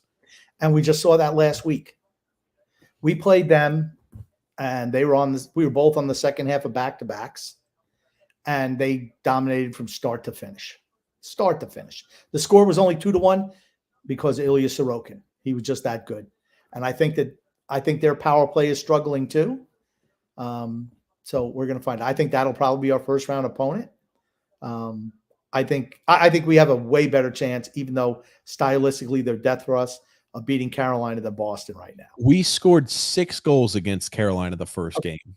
So 3 in the last 3 games. Yeah, I mean, we don't. Yeah, here's the thing. If Carolina played the same style as us or Boston, I would give us the edge to beat Carolina if they played a similar style. But Carolina plays a high-flying, very talented offensive style, great skaters, to where they're able to expose our slower legs. And they're really good at home. They're a really good home team. Yes. I mean, last year, did they lose it? I think they lost 1 game at home in the playoffs. I think it was in that Rangers series. And that's the series that they got eliminated in 7 in 6. Yeah, I think, was it the last game they beat them? Yeah, I mean they beat Boston, right? They won all their home games. That's how they beat Boston. Yep. That Boston team's good. You're seeing what they're doing this year. They had a few additions from last year's team, but I tell you, I think that Florida closes. I think Florida closes the door. I think Florida gets a win tomorrow. I don't think so. Well, here's the thing too. Yeah. I'm trying to pull it up here. We won tonight, so I'm looking at this. If Florida gets, go ahead, Grump. Florida's got to win tomorrow, right? The only way, yes. So the only way is if Florida gets a loss of any kind, we get the 7th seed. So okay, so Florida has to win tomorrow. Florida has to win. That's correct. Yeah, that we're going to be playing Carolina in the first round. Florida will lose tomorrow to Carolina. Okay, we'll see. I'm obviously hoping, right? As Islander fans, you should be rooting for the Carolina Hurricanes tomorrow. Root for them to play. Root for them to play well. Root for them to beat the Panthers. You want to wait to play the big dog for as long as possible. You don't want to get them right out of the chute. You've got a better chance, albeit a small chance, of beating Carolina compared to you've got no chance of beating Boston. None. So I'd rather play Carolina than Boston. 4 more goals tonight for Brock to hit 40. Oh, there it is. Let's say here. Let's freaking go. We got a lot of those comments, a lot of celebration. Did he have 36 last year? He had 37 last year. Okay, so we got 36 this year. Okay. I can see Brock Nelson hitting 4 empty netters by the end of the game. He was Oh, it was close. he was tuckered out. You know, they wanted to roll him back out there. I was hoping he'd get the hat trick, honestly. Yeah, to tie that, have 37. Let's see here. Vinny Smith said, "Team is going nowhere. Now they're going to keep their coach and general manager." Yep, that was one of the very real threats too about squeaking our way into the postseason. Worst case scenario now is if we get Boston, we get swept, and we just say, "Oh well, it's because we played the best team in the history of the sport, so we need to run back the team one more time. We need to run it back." Let me ask you this, Grump. I'm listening. If we get knocked off in the first round of the postseason, do you expect to hear the run it back crew? Are they still going to be loud? Run it back one more time? Yeah. Yeah. This is the way the Islanders are going to sell it this way. They're going to sell it as, well, if Matt Barzal was healthy, then we have him and Bo Horvat. Remember that couple of game stretch where the power play looked really good. They looked good to playing together as a line. Those two guys, it was fantastic. You know, we got the whole crew coming back. We were so close. That's what you're going to hear. Now, here's my prediction. Now we're going to have Oliver Wahlstrom back too. Ilya Sorokin will not be as good next year as he was this year. Sure. And I don't mean that he's going to be bad. Like last year, Shesterkin, phenomenal. This year, not as good. So, and I think this year Sorokin was tremendous. It's natural for him to have a little bit of backslide a little bit. Most guys are not great year after year after year. They take, and goaltenders are like that. And that's what I think you're going to see a little bit next year. Do I think the Islanders will be better next year? I think that we have the potential to be better next year, but I think the teams who are below us in the standings, I think Washington is going to be way better. I think Buffalo and Ottawa are going to be better. I think Florida is going to be better. If Pittsburgh gets a goalie, they're going to be better. I think that's the whole thing going to next year. And I realize that's a story for another day. But. Sorokin's goals saved above expected leads the NHL by a country mile. Mile this season. That Kirk Cousins pretty damn good. Well, here's the funny thing too. Hold on a second. I think they said that he is on pace, and I'm not sure what happened tonight. He made, in the first period, second and third period, a little bit different. That other goal, that goal by Suzuki was just, that's not Sorokin's fault. And neither of them were. Honestly, he didn't take a misstep tonight, but he made, I want to say, 4 or 5 really stellar saves in the first period. Look at this. Now, this you're going to like, ladies and gents. Now, this I cannot wait for Phil's Fiction to be on. So they broke down. Now, this is for the analytics crowd out there. We did some research before the show today. For the analytics crowd out there, they broke down the amount of games where Ilya Sorokin had more saves or saves above expected average, more goals saved than he was expected to save based off of the wins and based off the amount of goals that we won a game. It's tough to even explain this shit because it's like a freaking foreign language.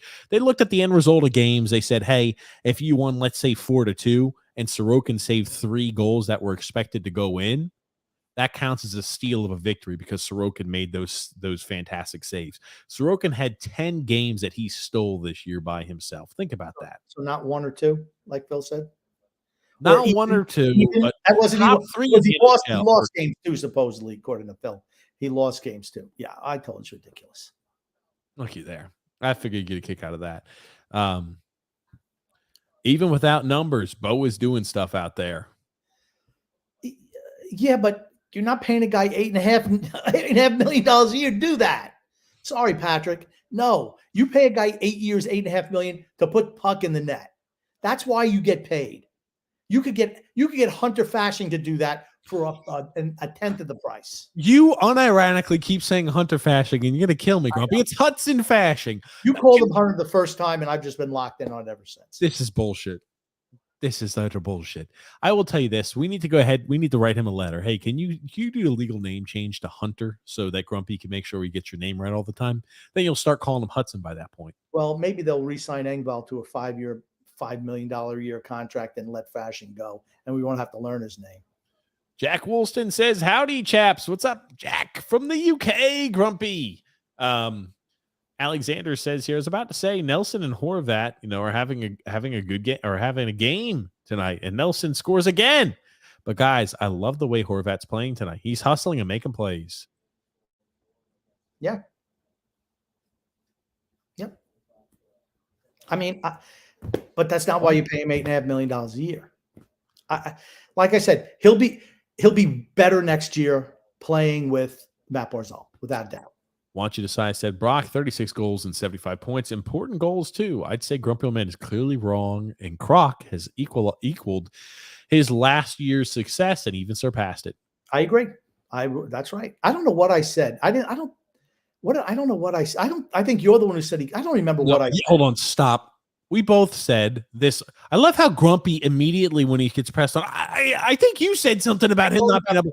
Fucking stop. I don't remember. It was so long both ago. said, yeah, bullshit. We both said in the offseason, your memory must be fading quicker than lose. We both said in the offseason that there's no way we expected Brock Nelson to not continue and have another career year. Now, I will say this. I feel like maybe I'm doubling down on this one again. Do I see Brock Nelson surpassing 75 points next year at the age of 30? He's 31 now. At 32, do I expect him to maybe score 76 or 77, 78 points? No, probably not. I don't expect Brock Nelson to have, again, another career year at the age of 32 next season.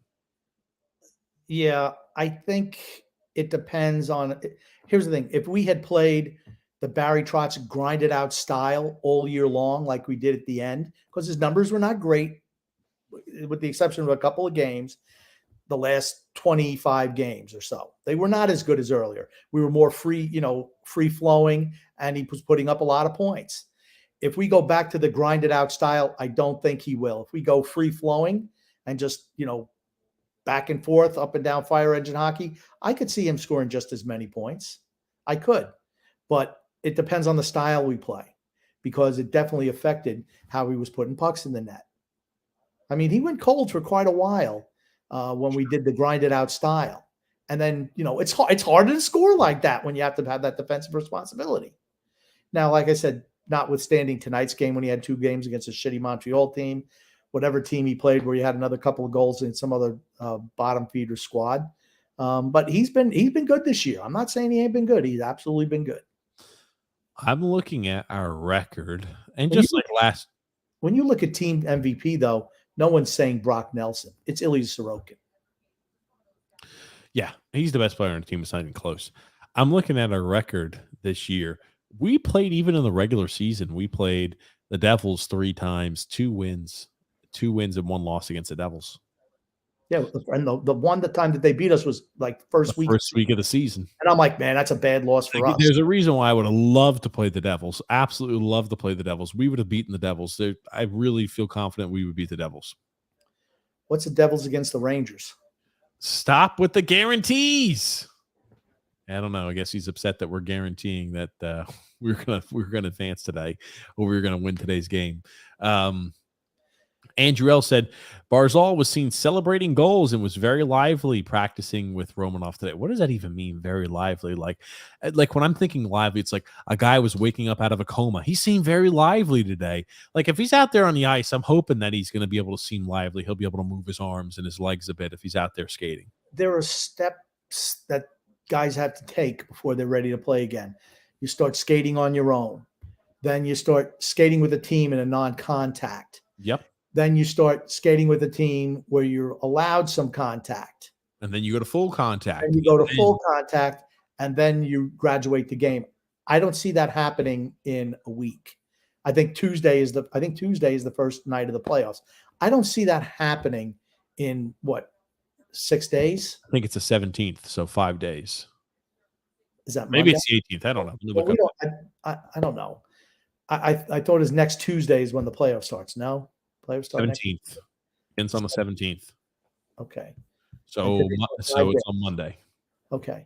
Well, we don't know if we'd be playing that first Monday or not. It could be Monday or Tuesday.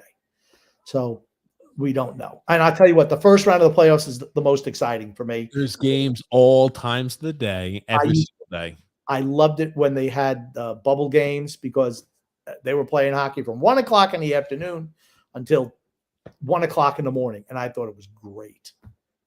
It was phenomenal. And you got to see every game.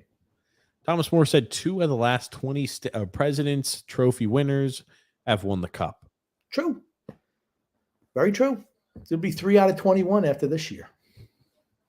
Well, here's the unfortunate thing.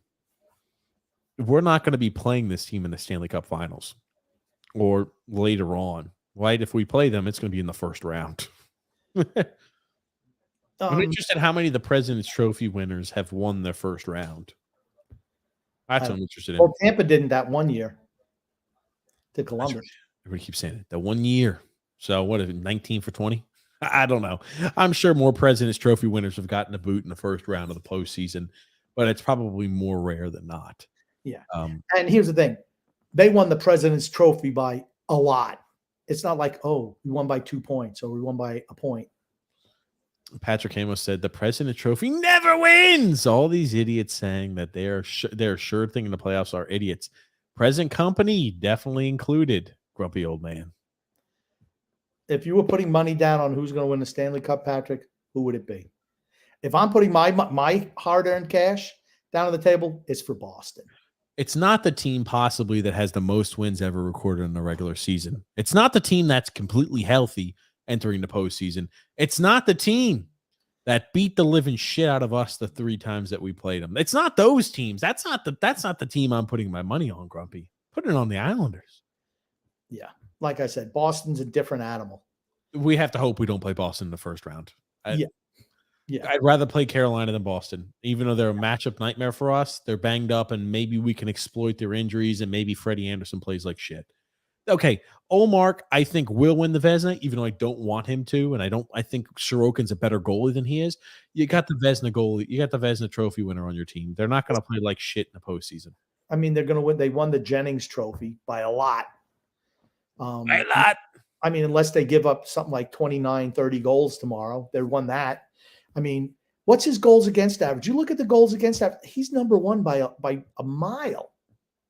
Like at least 0.2? I mean, that's a lot over the course of a season. I mean, I don't see how you can sell him short. He didn't play 60 games, right? That's what you could say. You're Grumpy Joseph C. Was watching something that the last 5 times the Bruins won the President's Trophy, they only got past the conference finals once and haven't won a cup. Well, gosh, they won a cup in 2011. I think before that was 1972. I can't even remember the last time they won before that. Only one team wins a cup. Patrick H says Engvall, damn it, he's too obvious. Every move he does. Yeah, he's just a guy. Don't fall in love with the bottom 6 guys. They're interviewing Hudson Fasching right now, and I tell you what, I like him. He's a guy I want to see back. Absolutely, he's a guy I want to see back. Got a comment here from John A. Grumpy. Would Lou have been fired if they lost this game? I guess I can only dream now. No. That's the unfortunate portion. He would not. Oh, good gracious. He's here. We got another year of Lou, baby. Yes. Andriel said TJ is the asshat known to man for players who, he doesn't like on this team. Calling Horvat a bitch. Yeah, I probably said, you freaking bitch. And he sucks all along last podcast. And he sucks all along last podcast. Come on. Pipe down and stick to your O-line talk. Andrew L's 100% correct. Andriel, you've been excited. But you know what? Here's the thing. Hold on. Andriel, you've been excited what you've seen out of Bo Horvat? Have you said good value? Fantastic to see this. I hate to do it. I'm going to defend TJ a little bit. Everybody has their biases, and their comments fit their narrative. I do the same thing. I'm always right, but still, whatever I comment on, I'm the exception to the rule, because if somebody does something good, like Andrews Lee today, that tip and goal, that's a great tip in. Great tip in. Sure, even though he's on my shit list always just because of his contract. That's the reason why. I didn't want him back. And I hold a grudge against guys who make too much money and don't produce and don't earn the money. I do. Josh Bailey.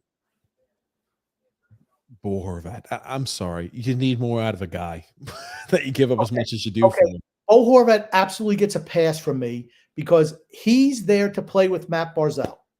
Period.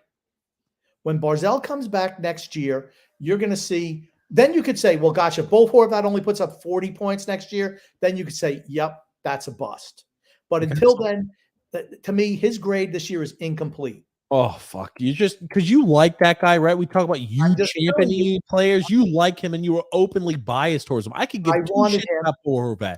All I know is his numbers have been freaking mediocre at best. The guy was on over a point a game average before joining the Islanders. And after that time period, obviously far off from that. 30 games played, 16 points. And we're celebrating that? Please stop. He plays on the first line. He plays on the first power play unit. He's not a creator. He's not a creator. He better damn well finish his opportunities. He's not a creator.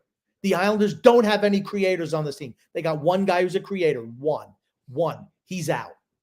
That's why they had to go back to the all defense system all the time, because their one creator was out. When he was, you could see the chemistry between the two in just that small sample size. I predict he's going to have a big year next year just playing with Matt Barzal. Absolutely. The Islanders are going to need a left wing, though. They're going to need a real left wing, not some Zach Parise for a week, Simon Holmstrom, Josh Bailey. They can't do that musical chair left wing thing. Can't do it. I don't think Lamoriello is going to do anything, though. And they'll say, well, we don't have the salary cap money. Stop pissing it away on guys that you don't need to. That's your problem. Patrick Amos said, might get a Lamoriello jersey. There it is. That's the one that, since it doesn't have a number, it just has a big L on the back, or L-O-U. Oh, no, L-O-U on the front, S-E-R on the back. Noah Dobson, 49 points again, 49 points this season. What do you have? 51 last year, 49 this year. Hey, I don't know what he was at least a +3 this season too. Better plus and minus. Playing with Bolduc, Aho, Romanov. Think about that. A consortment of musical defensive pairings. Sebastian Aho, a guy who is a number 7 on most situations. Samuel Bolduc, guy who's not ready yet. Samuel Bolduc will be on this team next year. I think he will too. He's not ready yet, though. You disagree? I don't think he's ready. I've been impressed with what I've seen by him. He's not out of place. All right, today that getting beat on that shorty, notwithstanding, he's not looked out of place. To me, they need to mix up the groupings, though. I would much rather have. Do you think they're going to bring Mayfield back? Let's say they bring Mayfield back. Okay, Mayfield's going to want to get paid. What's going to happen is we're gonna want Mayfield back. We're gonna want Varlamov back, and we're gonna probably overpay for both of those players to keep them here. And that's where all that cap space available is going to go. Signing guys once again in their 30s to long-term extensions. That's a failed recipe. We know that. But let's say they bring Mayfield back. Mayfield and Bolduc is your bottom pairing. Pulak and Romanov is number 2. Pelech and Dobson number 1. Then you know what? No one's going to be talking shit about Dobson because he's going to have a responsible defensive partner on the other side. So Dobson can do the thing he does best, which is move the puck up the ice. There's no other defenseman on this team who can do that stretch pass and has the vision that Noah Dobson has. Period. End of sentence. End of story. Don't even debate me on it because it's not even. You can't. Is he the greatest defenseman? No, he's not. But you know what? He's more than good enough with a partner who can do the right thing. You put him out there with Aho, stop. What is he going to do? Bolduc, a rookie. What's he going to do? Romanov got his head up his ass most of the time. What's he going to do? I mean, put him with a solid partner like Pelech, who can't skate while Dobson can. Put those two together. Then Pelech's liability. What's Pelech's strength? He's solid positionally, and he knows how to read plays. Not the most fleet of foot anymore. But you know what? He's still really solid defensively in his own zone. Enables Dobson to do what he does best. Get him the pass, let him do the outlet. Second pairing, same thing. little bit lesser. Maybe that'll be kind of like your lockdown pairing a little bit. Romanov and Pulak. People forget Pulak really struggled with Romanov initially. Yes, he did. Really did. But then Pulak took on a more of a defensive presence, made Romanov look better. That's not Noah Dobson's game. Pulak doesn't have any offensive acumen. And for the bottom pairing, Mayfield with Bolduc. Bolduc should be the guy who moves the puck. He is more offensive than Mayfield. That pairing works. Then they have 3 solid pairings. Are they going to do that? I don't know. That's what they should do. The problems are still on the front end. Not your bottom 6 pairing, bottom 6 lines, the bottom 6 players. It's your top 6. They're just, you got one guy, maybe 2, maybe 3, who I would consider top 6 players. I'm going to throw Brock Nelson in there. Nelson, Horvat, and Barzal. That's it. You have 3 guys who I consider top 6 players. That's it. You need 3 more. Do they do it? Do they get them? Doubtful. Tony G said, I like the watermelon Gallagher guy. And he's dead. He's dead? Yes. I didn't know he was dead. He died a while ago, man. Well, I'm sorry. I'm not up on the dead watermelon smashing comedians. Don't know. He's from Fort Bragg, North Carolina. He died in November 11th of 2022. Oh, okay. So okay. It's not like it's that. Oh my God, yeah, he's dead. Been dead for a long time. Just November. So what's it? 6 months ago? 5 months ago? How old was he? Does it say how old he was? He 76. 76. Wow. Yeah, he was really popular in the 70s. Just smashing those watermelons. I couldn't even tell you any of his jokes. Not a one. But I remember him smashing those damn watermelons on just like all the time. Mike Douglas show, Diane Shore show, all those shows. Merv Griffin. There it is. We got a comment here from Christopher C. Grumpy. You want to know what Islander fans would rather play Boston than Carolina, TJ? Those who aren't scared, myself included, rather it's Boston or Carolina. Bring them on. Christopher C. is not afraid of Boston, baby. He's ready to go. Yeah, sorry, guys. I don't see that. Just don't see it. Neither do I. Gallagher, dirty sleuthfoot. Okay. It was Neon. It was Needham. Ponybear Carter said, TJ, I'm busting your balls about the negative shit. Yeah, I was about to say, we're negative today. I mean, like, I guess I will be optimistic. I will be more optimistic about playing Carolina than playing Boston. I'll tell you that much. I will not be very optimistic about a Boston result. I think the Horvat trade had a really negative impact on TJ's psyche this year. Oh. I think he's absolutely mailed it in on this year. I firmly believe that. Do you think we're winning a cup? Everybody has. Andy Francis just recently produced a video. All these Ariel, very, very positive. She said, we're not winning a Stanley Cup this year. She said, you care less about making the postseason because we're not winning a cup. It's most fans can see that now. It's not the fact that we're being negative. Most fans can see that. The problem that I had with the Horvat thing was giving up the first round draft pick. I did not want to give up any draft picks. And that's just what he does.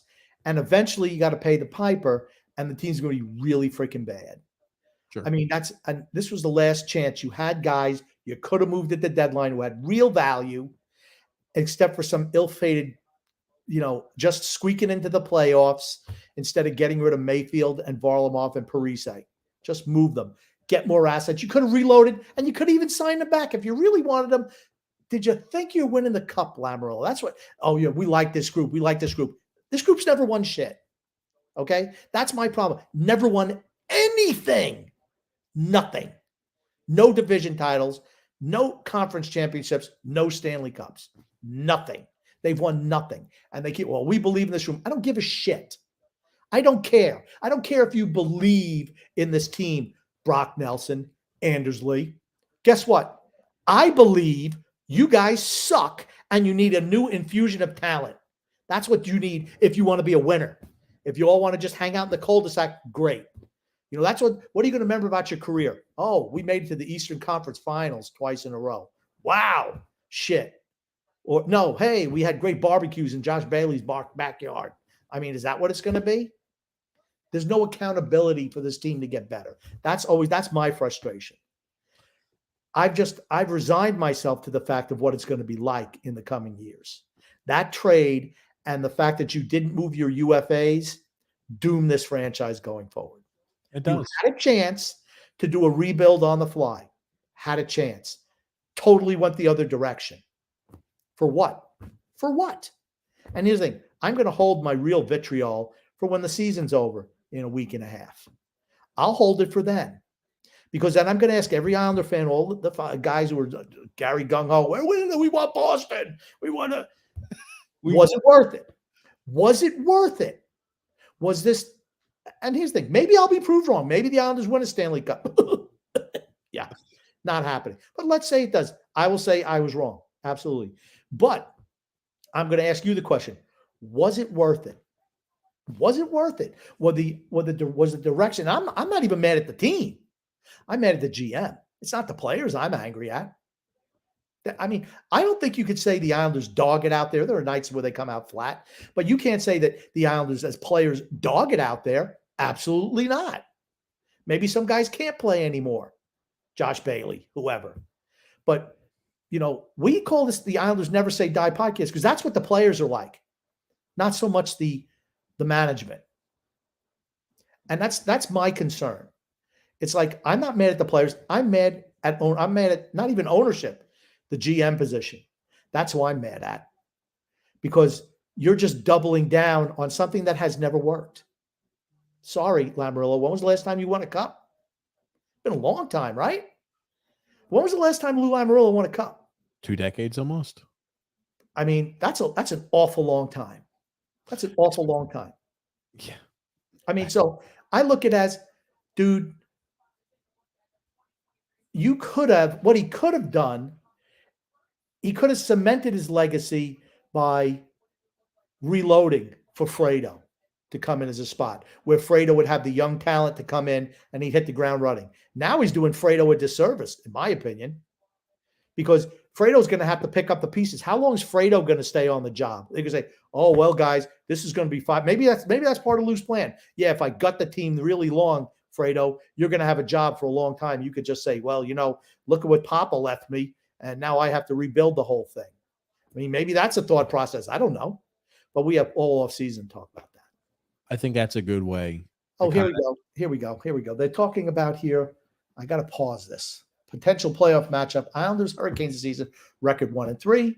The power play was 0 for 8, but the penalty kill was 10 for 10. Ah, well, that's good. I'm sure that will continue. No power play goals on either side. Well, I think it's a good way to transition and kind of end or talk about ending the show. There's a few comments I want to pop up additionally, but I think that's a good way to put it, Grumpy. Let's see how this playoff push goes. Let's see who we match up against. I feel much better, even though stylistically we don't match up well with Carolina. I feel more optimistic against Carolina, I guess, than Boston. So all Islander fans should be pulling for the Carolina Hurricanes tomorrow evening to maybe get that Carolina team who's a little bit battered up in the first round of the postseason. And then maybe we're going to be playing, if we advance past them, we'll play the New York Rangers. Anything can happen. But the Rangers are a team that I think you just throw the records out the window. When the Islanders play the Rangers, I don't care what the records are. Either team, it's just such a rivalry game, and we always get up for the Rangers, always. Yep, we could be a miserable team, bottom 5 in the NHL. We're always going to play the Rangers hard, and vice versa. Vice versa, exactly. The Rangers always play us tough. When they're shitty, they're a lot of times they're the toughest team that we play. Pony Curtis said here, my Islanders Never Say Die family means the world to me. Well, thank you so much, Pony Boy. And JP says the same thing. I love this blog too, guys. Amen. Stephen C says, historically, we are terrible against Carolina. We match up better against Boston. Last game excluded. John McManaman on last comment says, the team will push fool's gold and bottom out next year.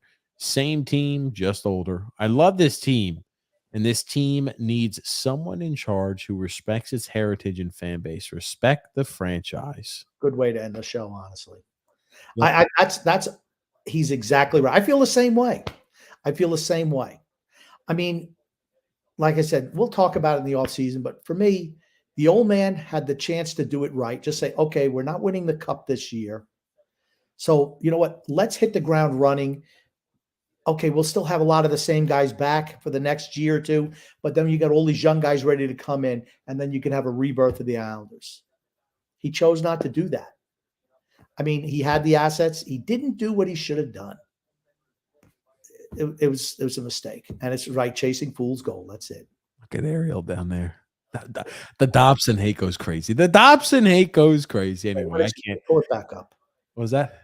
Pull it back up. What did she say? It said Dobson's no good. Oh, yeah, team's not winning the cup. The fact that this game is close is so pathetic. LOL. Dobson is not good. He causes more goals against than he does for. That's not true. That's not true. That's not true. But ladies and gentlemen, we are here at the end of the show today. Congratulations. The Islanders have made the postseason. The Islanders hopefully will be playing a beaten up Carolina Hurricanes. Hold for the Hurricanes tomorrow to beat the Florida Panthers. So we get the Hurricanes. Don't want to be playing Boston. That's correct. Now, I'm going to tell you what. Boston does not want to play the Islanders in the first round. They're scared of us. Well, I don't think they're afraid of us. They know they're not going to get an easy series. A series against Florida is like a freaking cakewalk. Yeah. For the Boston Bruins. Florida's not a physical team. Florida's not a big team. The Islanders are going to fight you, right? They don't go down laying down. They're not going to just say, oh, go ahead and beat the living hell out of us. They're going to fight even down 3-0 in a series. They're going to fight. They're going to throw body checks. They're going to forecheck. They're going to hit your defenseman. They're a physical team. Florida is not. If I am a team, I'd rather play Florida in the first round than the Islanders. Absolutely. The Islanders are a team where they're pesky. They stick around. You really have to be cognizant of what you're doing on the ice. You can't switch the off. You can't turn the off switch. You can't turn the on switch off, if you know what I mean. Yes. But thank you so much, everybody, for watching the show here today. We'll be live with you guys this Saturday, 8 p.m. Eastern Standard Time. By that time period, we'll know the exact matchup. We'll give an in-depth. Do a little playoff breakdown. What we got to look forward to us. Hey. Matchup scenario. Absolutely. Matchup scenario. Absolutely. But if you're new to the channel, welcome. We invite you to stick around a while. We invite you to subscribe on YouTube, to like on Facebook, and to follow on Twitter. Also, check out our secondary channel. It's an all sports podcast that takes place every single Thursday. So that's tomorrow, 9 p.m. Eastern Standard Time. It's called TJ and the Grumpy Old Man. And it also takes place on Sundays at 8 p.m. Eastern Standard Time. It's an all sports podcast where myself, Grumpy, and Son X talk anything and everything sports. We talk NHL, NFL, MLB, NBA, college athletics, and world football. Much, much more. You could find that and link in the description below or as a featured page on our YouTube channel. We have some, I'm going to just give you a little preview of tomorrow's show. We have some world football soccer fisticuffs in the last week, on the pitch, off the pitch, with teammates, of opposition. Also, Aaron Rodgers news in the New York Jets. Very, very interesting, getting close to the draft. Hey, getting close for that NFL draft too. That's something that's right around the corner. But hey, today is a day the Islanders took care of business against a team they should have beat in order to make the postseason. Guess what? You can't say that about every other team in the suck zone, because Pittsburgh had games against the worst team in the NHL at the time period when they played them and could not take care of business. I bow to Tristan Jarry. Yes, absolutely. I'm happy that they lost. It guaranteed us a spot with a win. Could you imagine how nerve-wracking everything would have been, or nerve-wracking, everything would have been if going into the last game, it could have been, hey, whatever team loses, the Islanders maybe find a way to squeak. I'm just so happy Pittsburgh lost. I knew they were going to lose. I knew they couldn't seal the deal. Hey, I'll probably lose tomorrow too. Thanks so much, everybody, for watching the show. Thank you so much for your participation, ladies and gentlemen. It's been a trying season for the Islanders. We're going to see. Made the playoffs. How is it a trying season? We made the playoffs. Step one, make the playoffs. Yeah, and I'm saying this is not okay. We look at years in the past. We made the playoffs. We've accomplished goal one. You can't win a Stanley Cup if you don't make the playoffs. We made the playoffs. I'm saying it's been a trying season. It's not been a trying season. Made the playoffs. So that's the goal. Nope, that's step one. That's step one.